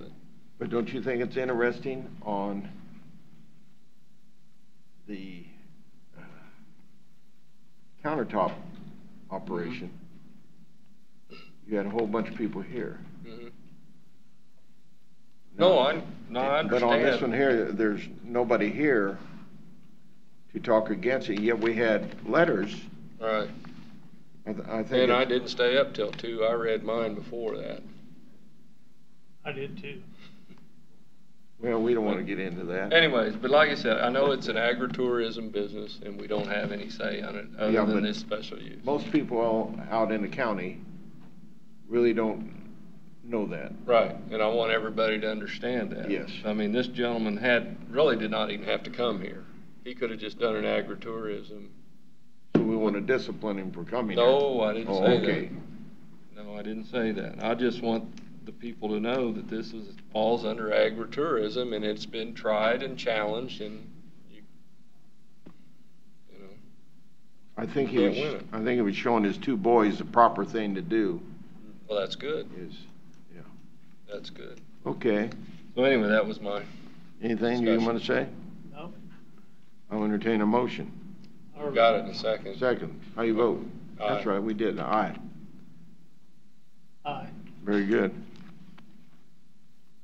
So don't ever come in here again. Jeez.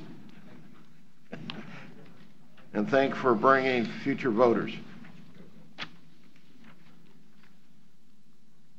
Now, I'm going to bring up the next one, which was case number 18-29 to rezone from R5 to 2.5 in case an individual will not be able to talk about it.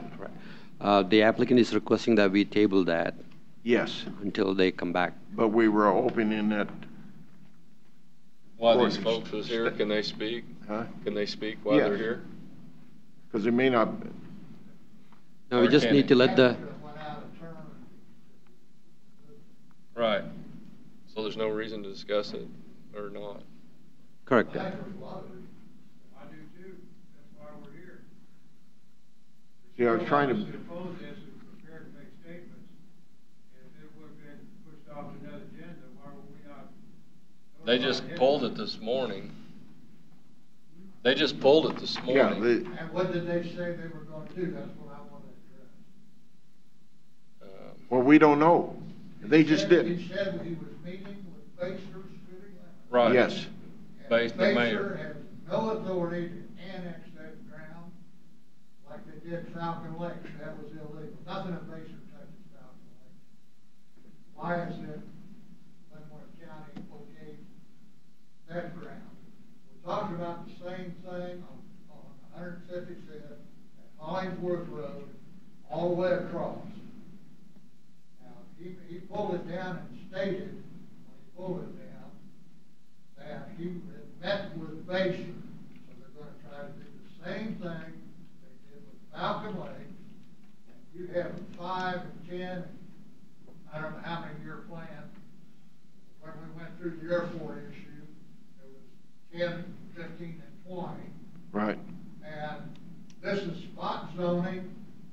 They said everything, planning said east of 155th and Hollingsworth had already been planned as 2.5 acres.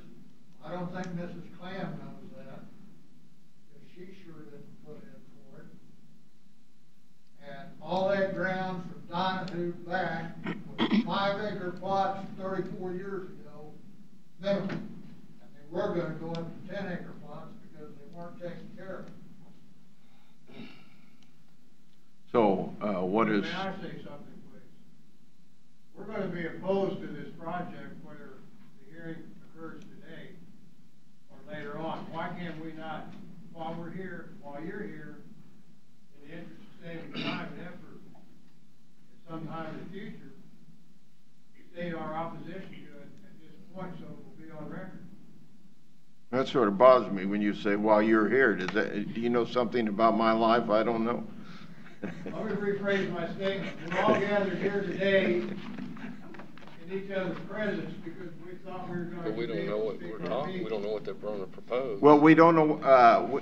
Okay, we don't know what they're going to propose, and it may totally change what you want to say. I know what I want to propose. I'm not only opposed to variance change from 5 to 2.5. I'm opposed to the whole project. Period.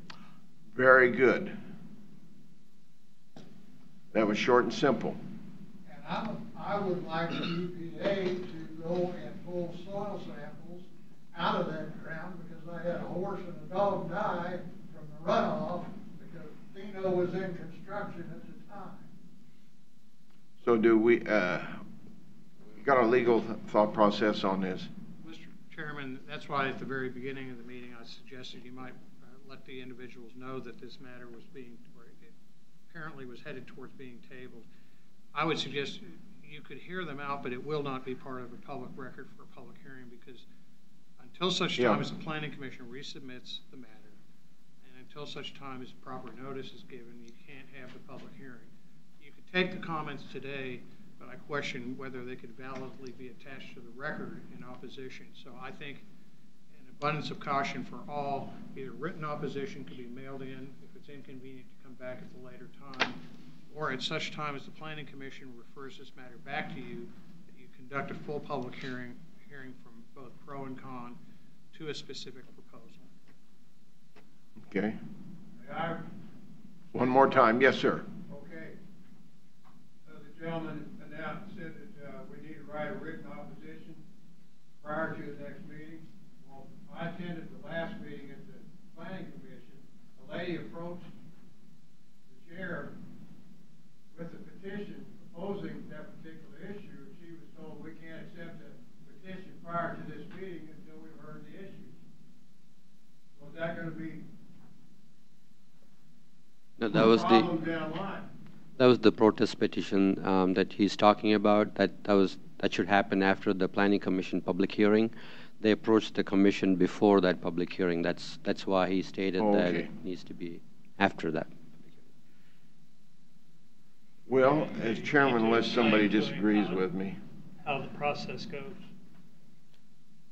Yeah, but they never, we didn't receive a protest Maybe petition. you need to explain to them Correct. about the process so that they can present their.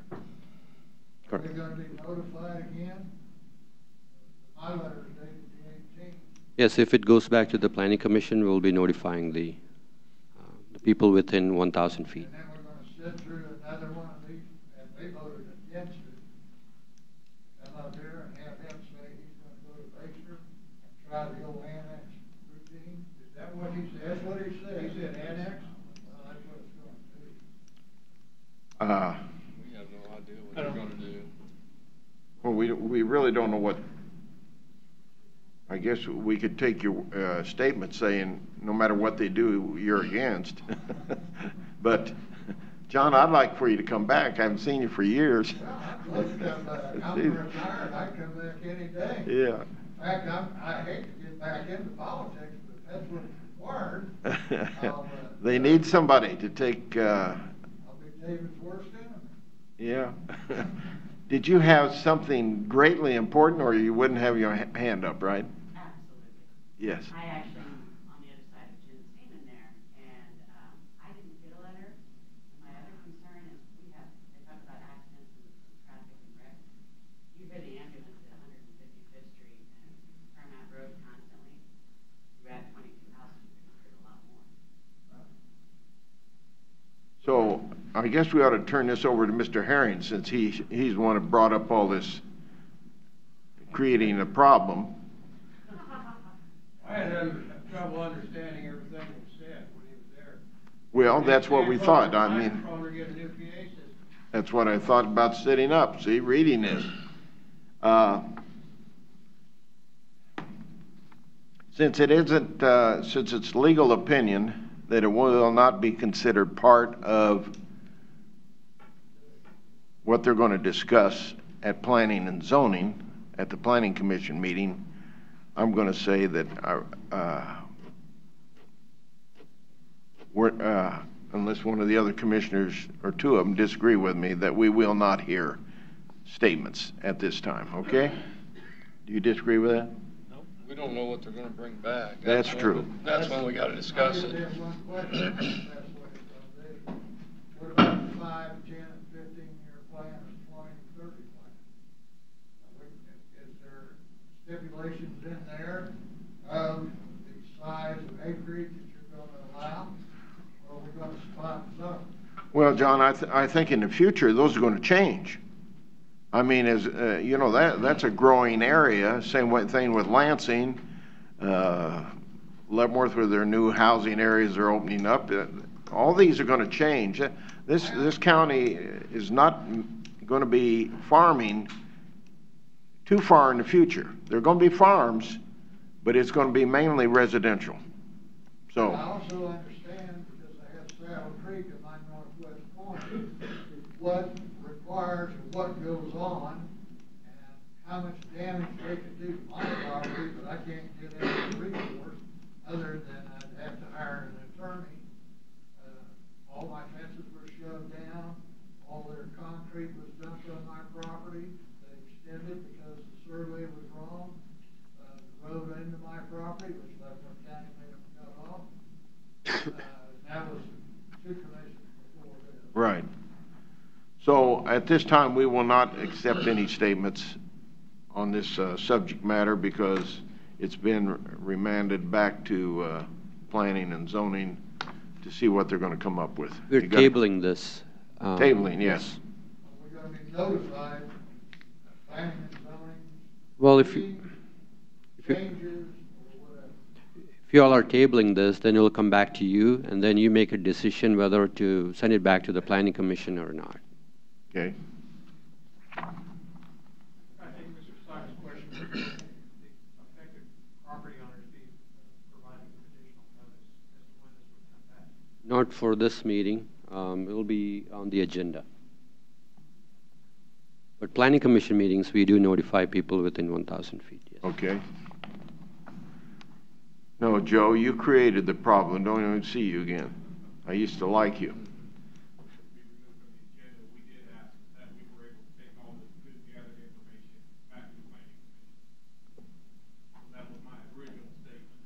Yes, I know that. No, it's entirely up to the applicant. I mean, if they want to go back to the planning commission, yes, we'll take it back to the planning commission. Right. And then the problem. Yes, David. To possibly clarify the situation, if the applicant takes this back to the planning commission, will the property owners within 1,000 feet be given additional? Yes. Yes, we will. Okay.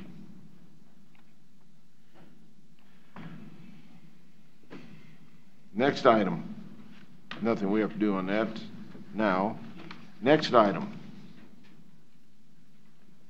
I thought you had 8 planning people. Then we're back to 7. Yeah, that's my mistake. Sorry, Commissioner Clint. I won't make that mistake again. And this has to do with proposed amendment to the 206 Leavenworth County zoning and subdivision regulations. Yes, Mr. Chairman and Commissioners, this is case number DEV-18-041. This is a request to add Article 41 access management to our zoning and subdivision regulations. This particular policy coincides exactly with the policy that was approved and excuse me, that was approved by this board for the public works with the driveway spacing.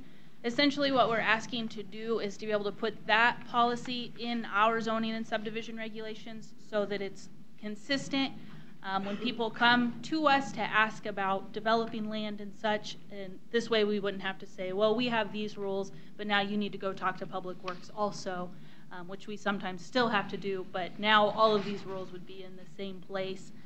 We still would involve Public Works in all matters such as that. However, like I said, it's just to put it so it's all under the zoning and subdivision regulations to make things a little easier for people coming forward. Like I said, the policy that exists for Public Works has been approved by this board. It is an approved resolution. It's the same policy. Our Planning Commission voted 7-0 with 1 member absent to recommend approval of adding this to our zoning and subdivision regulations. I'll answer any questions that you may have. We are the applicants. You have any questions, Doug? No. Bob? No. Leavenworth County Planning, minutes of the regular meeting, May 9th, 2018. Yes, sir. Now, I know Chris Ramus personally, known him since he's a little bitty guy. He was present and he was absent.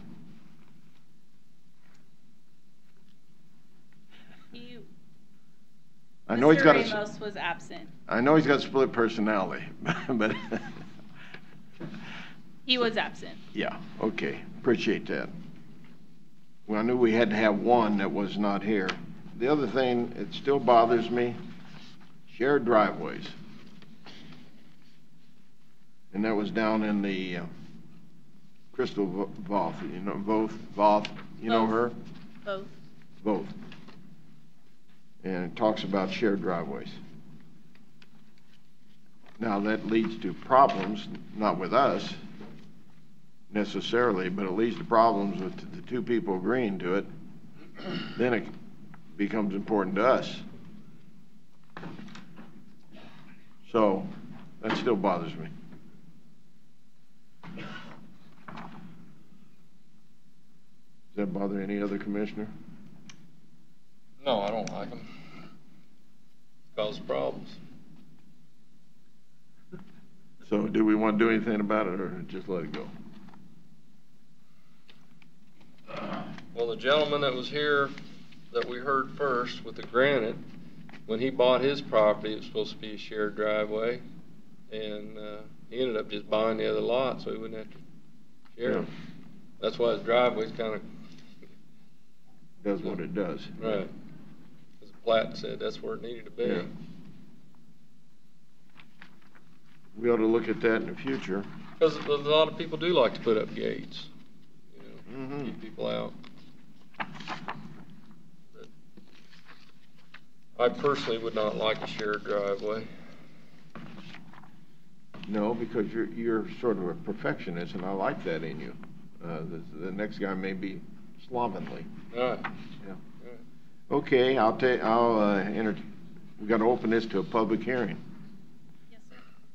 Anybody want to talk negatively about? Joe, don't even. Don't even think of it. Jesus, Joe. We got to hear from him. Oh, God. Go. Joe Herring Surveying, 315 North 5th. Can you pull up that front page again? Comment that we had in the Planning Commission, was that addressed? The development, yeah, we changed it to development to any division of the land, as opposed to any. I just didn't read that and I missed that. And on your shared driveways, Commissioner, in the past, we have gotten approved driveways that are next to each other, like a 5-foot spacing in between. That allows them for a division between the land, and then they can gate their own property, although they're entering at the same apron, the curb cut, at the property line at the right-of-way splits, and then they can still gate. But the idea of the shared complete driveway all the way back, we've gotten around that at times through this commission. So it would be nice to see that, because shared driveways do cause a lot of issues and concerns for future owners. Thank you very much. Right, thank you. Mr. Herring.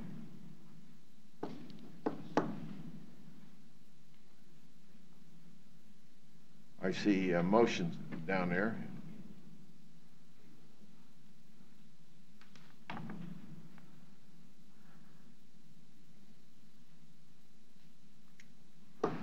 Are we all through? Yeah, commissioners, this does require a resolution. There is a typo on the resolution, so I'll need to fix that and bring it back up to change, but there is a resolution. And I meant to follow up. I didn't know, Joe, that was not a pro or a con on your discussion. It was just general. Is there anybody in favor or anybody against it? Thank you very much. We'll close the open meeting, and I'll entertain a motion here for the, What would the resolution number be? 19, 13. If you say so. I thought it was, Well, we had changes. as we've had jumped around here. Yeah. Can't keep track of the numbers. I can't keep track of anything, Bob. I'll make a motion that we approve Resolution 2018-13. Okay, Second. been moved and second. Any discussion? How do you vote? Aye. Doug? Aye. Aye. One more event. And that's, Tongi Library Run.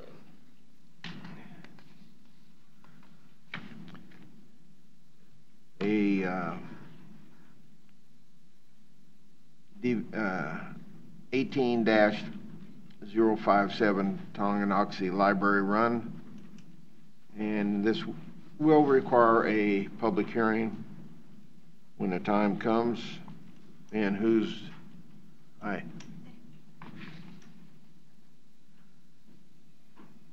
Ready? I'm ready. Commissioners, this is case number DEV 18057, a temporary special use permit for the Tonganoxie Library Run. Tonganoxie Library Run 5K, 10K will take place on Saturday, June 9th, 2018. This is an annual fundraiser benefiting the Friends of the Tonganoxie Public Library. Proceeds go towards literacy efforts, programming, events, and the library's new building fund. Volunteers and runners will be on the course from roughly 7:15 a.m. to 10 a.m. The race will begin at 7:30 a.m. with a mass start at 303 South Bury in Tonganoxie, then heading south on Pleasant Street to Evans Road.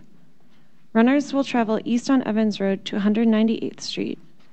Runners have the option to complete a 5K run, a 10K run, or a 5K walk. This is an annual event which is now in its 31st year. The 6.2-mile route has been used since 2007, and approximately 2/3 of the route is in unincorporated Leavenworth County. The applicant anticipates 300 runners as well as safety personnel and course monitors.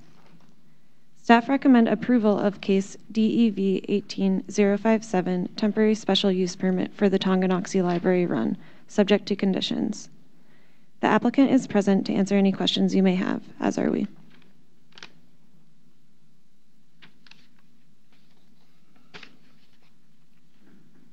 Well, we sure can't continue the public hearing to another date, can we? We're running out of time for, when is it, the 9th? Tongi days. You have any questions? No. Any questions? No. We'll open up this to public hearing. Anybody wants to speak in favor or against first? I don't know, the gentleman's coming up.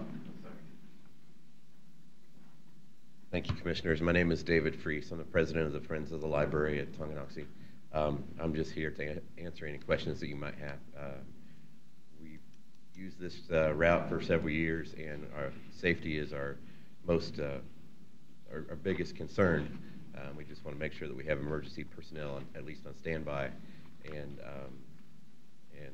whatever else you need from us, just let us know. So you're against this? I'm for. Oh, for it. Yep. Yeah. There are days I'm against it, but yeah, when you get absolutely for it, sir. Yeah, that's probably true. There are a lot of things. Okay. Anybody have any questions of him? No, sir. You ready for a motion? Do we have anybody against it? That was in favor of it. Okay. Go ahead. We'll close the public hearing. Go ahead, Doug. I'll make a motion to approve the temporary special use permit for the Tonganoxie Library Run. Second.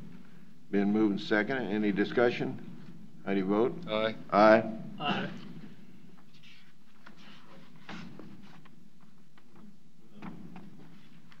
County Commission votes to approve that. Are you guys taking on any liability for have liability insurance on this. They have it in the packet. They purchased insurance.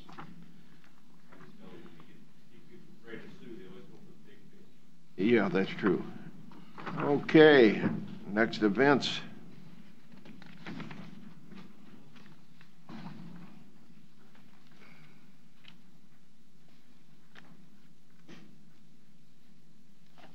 Will be the county appraiser report.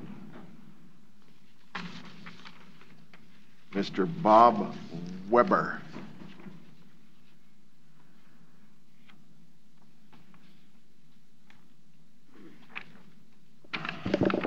Morning. Morning, Bob. Morning, Bob. Quarter report.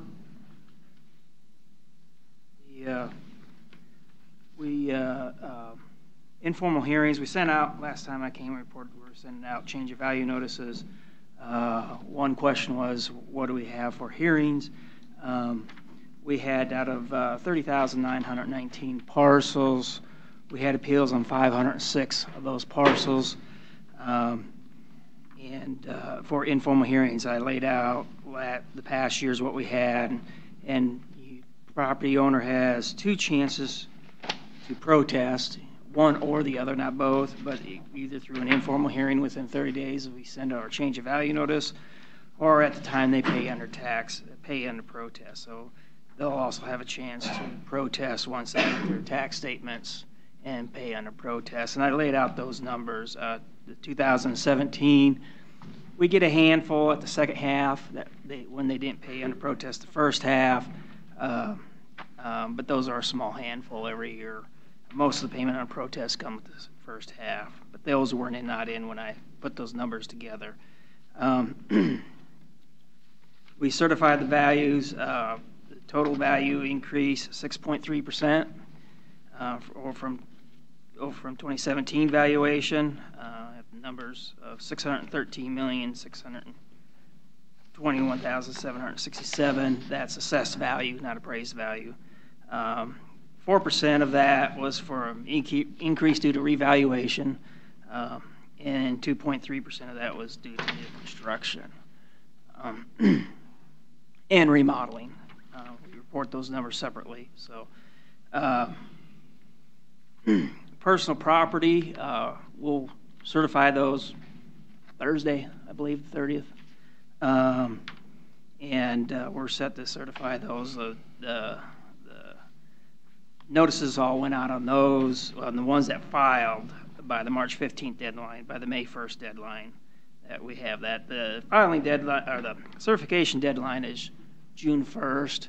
That was moved up from June 15th a few years ago due to changes in budgeting laws.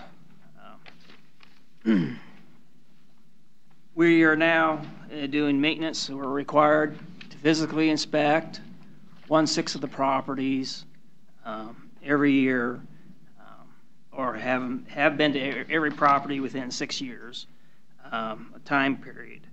We're doing that. The parcels we're doing there are rural parcels from Stillwell Road to Parallel Road, along with parcels in Lansing west of Highway 7 this year. So we do try to combine rural and city to balance the workload out. Building permits, we had 379 building permits received through the first 4 months of 2018. You can see how those compare. They're about the same as what we've had in the past. Building permits are a little bit, for the first 4 months, it doesn't really project what you're going to have for the end of the year. That's all building permits, by the way, because if it's extra cold, extra snowy, that sort of thing, those can fluctuate depending on the weather at the first part of the year. And we have been verifying data at 568 sales. The total number of sales are still going up. We're getting more and more sales. So the market is still very strong. And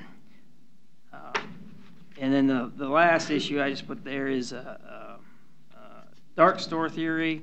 This is there's been a lot of going on about this. Well, nationwide. This is a nationwide issue, but Kansas is dealing with it. The legislature wanted to do some, or some in the legislature wanted to do some. They, to legislate that we have to consider the dark store theory. What the dark store theory is, it only pertains generally, although it probably could leak down to other types of property, but generally what they're talking about is big box store locations, Walmarts, Home Depots, those types of places, large grocery stores. And the argument is that if they sell, if you're considering market value, the dark store theory argument is that if we abandon this site, if we go and sell our property, we will no longer be here. Therefore, it's not going to be worth very much money. And you can't consider age, you can't consider location, and you can't consider interior finish. So what they want is those proponents say, if you have a store, say, that has been abandoned by, say, Walmart, or in an old location, when they get rid of a store, you have to compare that new store to those old store sales, not adjust for age, condition, location. So you can have a store that just cost $15 million, be appraised for less than half of that. The other things like Walmart does, they put in, when they sell a store, they put in restrictions, deed restrictions. So you cannot use that store for a store, essentially. You build a store and say, it's a retail store, but they don't want competition. They don't care about the real estate value as much. They don't want the competition. And so they'll put restrictions to make sure competition can't move into their old location and use it for a certain number of years. And that does affect the value of those old stores. So you're talking, second generation's use. So it requires you to say, well, we know you're there, but we got to ignore that you're there and appraise it as if you weren't there. And I tried to put that out, lay that out as best I could in what I wrote here. Does anybody have any questions on that dark store theory? How that? Well, if this would happen to pass, how long will it be before you start comparing new houses to old farmhouses? Well, that's similar. Would be a similar argument, but they're. I mean, if you have an abandoned business and you have an abandoned house, I mean, what's the difference? Yeah. Their argument is when you consider houses, somebody else come move the house, but their argument is they're the ones. Their presence is the reason it has value. If they move, it doesn't have value, near as much value. That doesn't necessarily flow to houses. I understand that argument, but it would be a similar type argument. There are appraisal professionals that specialize in these types of properties, and they are, the Kansas legislature heard arguments from some appraisal professionals and against the dark store theory by other appraisers. The legislature is looking, and a lot of this is coming from Johnson County. Most of this is coming from Johnson County,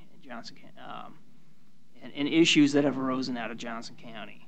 But they will, if they do enact legislation, it will affect, you'll see valuations like of the Walmart and that sort of thing would decrease.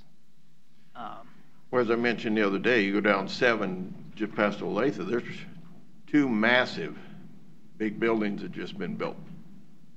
Now they're dark. There's nothing in them. They're just sitting there and it says real estate for lease or sale. So how is that included into this operation? I'm not sure which ones you are talking about. I've been down by there. They're just south of Olathe. They're right off to the left side, the east side of 7. 2 massive buildings, and it says for lease or. They're just spec buildings? I would. They're probably spec buildings for sale or for lease. So does it wouldn't. Those are probably industrial buildings, are they not? I don't know, I'd like one in Leavenworth County full. Yeah. But I think those are industrial buildings, and I don't know if it pertains to industrial. It really pertains to retail. For example, Nebraska Furniture Mart won an appeal a few years ago. They have quite a bit of money into that building. Their argument was the same. If we move, it'll be worth a lot less. And that went up to the state, and they have the value. Now this one, we do have a decision here in although that is more unique, much larger than these other types of stores. In Pottawatomie County, where the State Board of Tax Appeals ruled against the dark store theory. But it all comes down to the appraisal and how the appraisal is presented, I think, because you have cases kind of go either way. Pottawatomie County hired a outside appraisal, MAI appraisal. Those are people that appraise complex commercial industrial properties for a living. So you had, one appraisal was MAI from the taxpayer side, and the appraiser that was MAI from county hired, and they disagreed. They relied on the one the county hired. And the county hired did an outside appraisal separate from the county's appraiser. Those appraised values came up very close. They weren't exactly the same, but they were close. But the legislature is studying this and other tax-related issues. They did put together a committee, property tax issues. Okay. The other issues, some of the values in Johnson County went up quite a bit. Some of our values did go up, but we are judged as to how we're doing our job compared to what sale prices are. So if we are not following sale prices, we will be out of compliance. And then we'll have to come up with a plan to come in compliance, which would mean... No, you're judged for other reasons. Well, we're judged for lots of reasons. Yeah. We are. So. Yeah, I judge you all the time. So.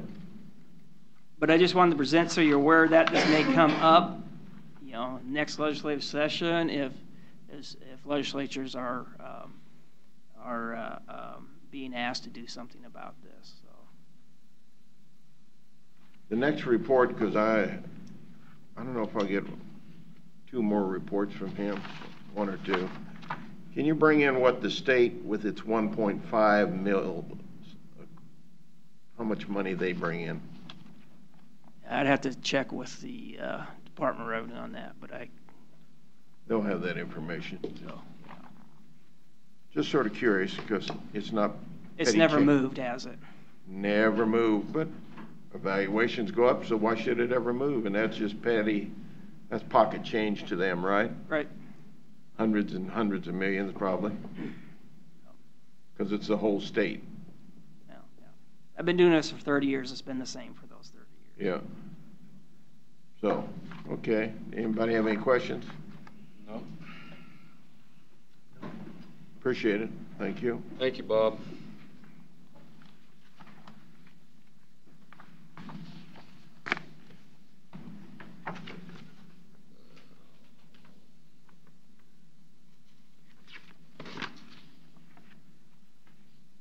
Yes, Jamie, you're next.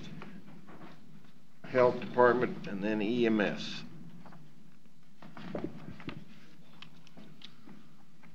Morning, Commissioners. Morning. I have presented quarterly reports for both departments. Preference on which department we go first with? Or... Well, the first one I had was the Health Department. Okay. Again, presented a quarterly report to you. The title on the first item should be January through March. It's the first quarter is what we're presenting on for 2018. Budgetarily, we're at 21% on expenditures. On user fees, we're at 28% collections. And grants received, we're on track. We're getting ready to come up next month on finishing out the state fiscal year for grants, so we'll be getting our next large receipt on our grants, so we'll see that reflected in next quarterly report. Statistics, one of the things I want to point out just real quick on that is my little narrative blurb on the underneath. Again, our second and third quarter are our big quarters for the health department in regards to clients. And again, that usually reflects and correlates with school immunizations and physicals. However, I did just go back and do a comparison to last year to see where we were tracking on there. And in the first quarter, we saw 156 more clients in the first quarter than we did last year. So a little bit higher in regards so far into that. And again, just some items to report for you to review. Any questions on the health department quarterly report? The only question I have is items to report. Well, I know what KDHE means. I know what WIC means. FEP, PHEP, I don't know. Moving to offer IUD, I understand that. Mass fatality, KDEM. I went through a paragraph on the FAA, and there were, I would say, 15 acronyms. So, and a lot of acronyms mean a lot of different things, so. Public health emergency preparedness. Yeah. But if. I can spell them out if you. Initially, what they have, in some departments, they'll say what it is, and then from then on, it's PUD, SOB, souls on board. So, would appreciate that. Other than that, I have any questions? Just one. Are you going to set up that health assessment again? I'm already in contact with the president of that company again, so I'll be working with Mark again in regards to that. Lansing also reached out to us to get some information on that. So we're going to be coming out and doing one in Lansing. I'm trying to do it to where we correlate maybe a better price also, since they're going to be in the area. So that's a good program. I'm working through that as well. Thank you. EMS. EMS, one quick item I want to make a correction on the budget. The percentages next to expenditure and user fees are actually incorrect. They were listed there for the January through April percentages, and it's actually 21.63 is the correct percentage for the expenditure and 25.22 for user fee revenue, January through March. 0.8%, we did expend it 996,522, and on the user fee, we're at 34.2 if you went January through April, which is 1,026,000. So I just want to make those corrections in there. Again, the remainder of this is just a lot of data for the board to understand. Right. I'm not going to walk through all that, as well as just the additional items. Again, we were inspected by the Board of EMS. It was a little early this year than normal, but we were inspected and we received a perfect inspection. All administrative and vehicles were inspected and no deficiencies were found. I noticed in the average run times, first quarter, compared to the first quarter, I guess, of 2017, they're increasing. Do we need another station and 4 more ambulances, or? It's said in jest, of course. I'm not recommending anything right at this moment, Commissioner. Not at this moment. Okay. You're still on the board. Yeah, that's good, Jamie. Yeah, I can see the minute I leave. Yeah, need another ambulance. Yeah. What happened to Davis Funeral Home, Chapel? You know, I used to drive up. Yeah, he's gone. We don't do that anymore. Then we got to pay for the autopsy, and then we got to pay for the kits. That's That's the only question I had. I noticed there was, that everything had gone up. Well, no, that back in service, that time was down a little bit. And again, we're only looking at the first quarter versus a whole year, so the Yeah. visible is not the same. Makes a difference.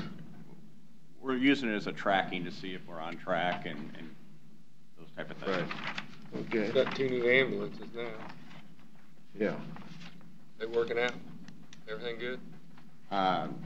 Both ambulances are in service. We do have one ambulance, and I was visiting with Mark this morning, that we have a turbo that keeps popping off, so it's been going back and forth for some warranty work, but overall, the integrity of the ambulances are good, and we're getting that work through. It is, I am still monitoring their speeds as I go down the highways.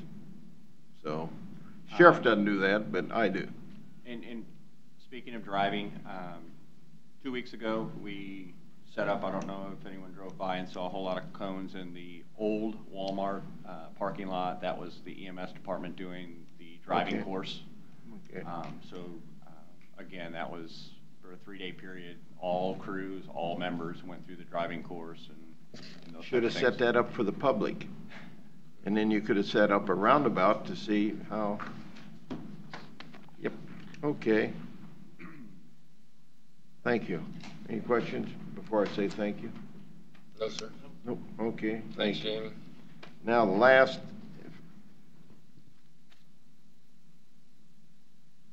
it says executive session. You want to take a 5-minute recess before we do that? I'm going to check on your manhood. See if you. Huh? Well, I need to get. Yeah. Well, I don't need to, I just wanted to do a motion. I didn't need unless they failed.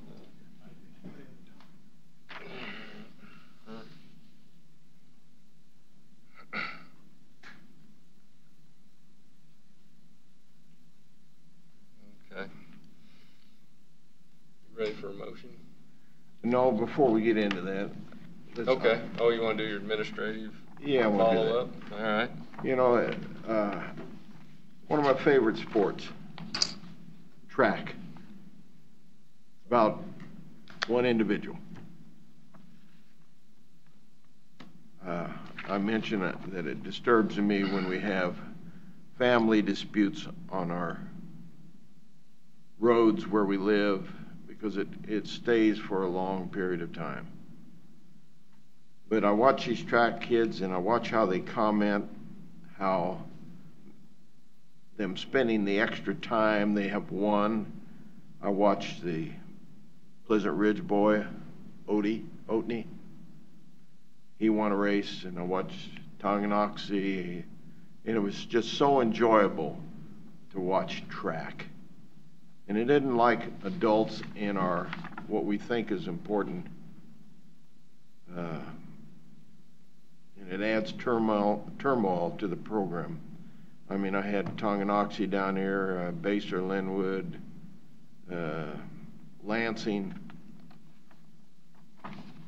And the reason I brought that in Leavenworth, the reason I bring that up is how it compares to what they then go on and learn and become adults.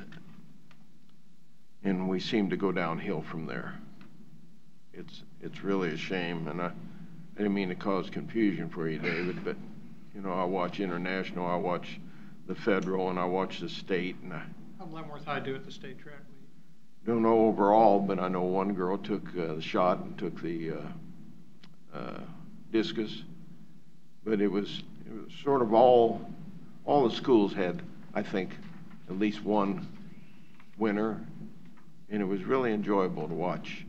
And it may not have been a gold, it may have been a silver or bronze. It was just very enjoyable to watch, and then you can look and say, this is still positive for the world and for the country and for the state and the cities. So I'll entertain that motion. I move that the board recess for a closed executive meeting for the discussion of pending litigation, case number 2017-CV-179, as justified by KSA 75-4319B2, consultation with legal counsel for the board, which would be deemed privileged in the attorney-client relationship, and that the board resume open meeting would be for 20 minutes and beginning at 11:40 and resume this room at 12 noon. In the reading room of the board. Present in the executive session will be Commissioner Holland, Smith, Scott Ryburn, Senior County Counselor David Van Perrys, and County Administrator Mark Lawfrey. That's my motion. Second. How do you vote? Aye. Aye. Mr. Chairman, members of this commission, you've been presented each with a document or documents captioned Settlement Agreement and General Release. They deal with claims raised in a civil case 2017 CV 179. Parties involved in this would be Ms. Molly Hill and Ms. Andrea Hughes.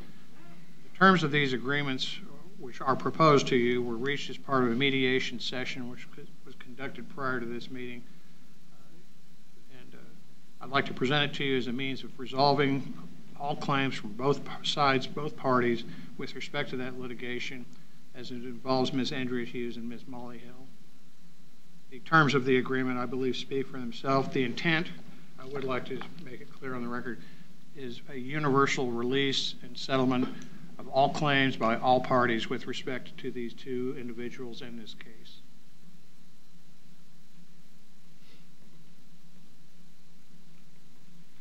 So I guess, we're using that as our statement then? Well, Commissioner, I'd like to think this is a means of resolving the claims and moving forward. A motion would need to be made for each agreement separate. I provided proposed language to Commissioner Smith. Okay. You ready for a motion, Mr. Chairman? I'm ready for a motion. I move that the board approve the settlement agreement with Miss Andrea Hughes involving claims related to case 2017-CV-179 as presented. Bob, did you want to second that? I'll let you. I'll second it. Any discussion? We just need to move on and get to govern the county. How do you vote? Aye. Aye. Aye. Okay. Mr. Chairman, I move that the board approve the settlement agreement with Miss Molly Hill involving claims related to case 2017-CV-179 as presented. I'll second it. Any discussion? How do you vote? Aye. Aye. Aye. Anything else? Commissioners, I have the documents I'll ask that you sign. Okay.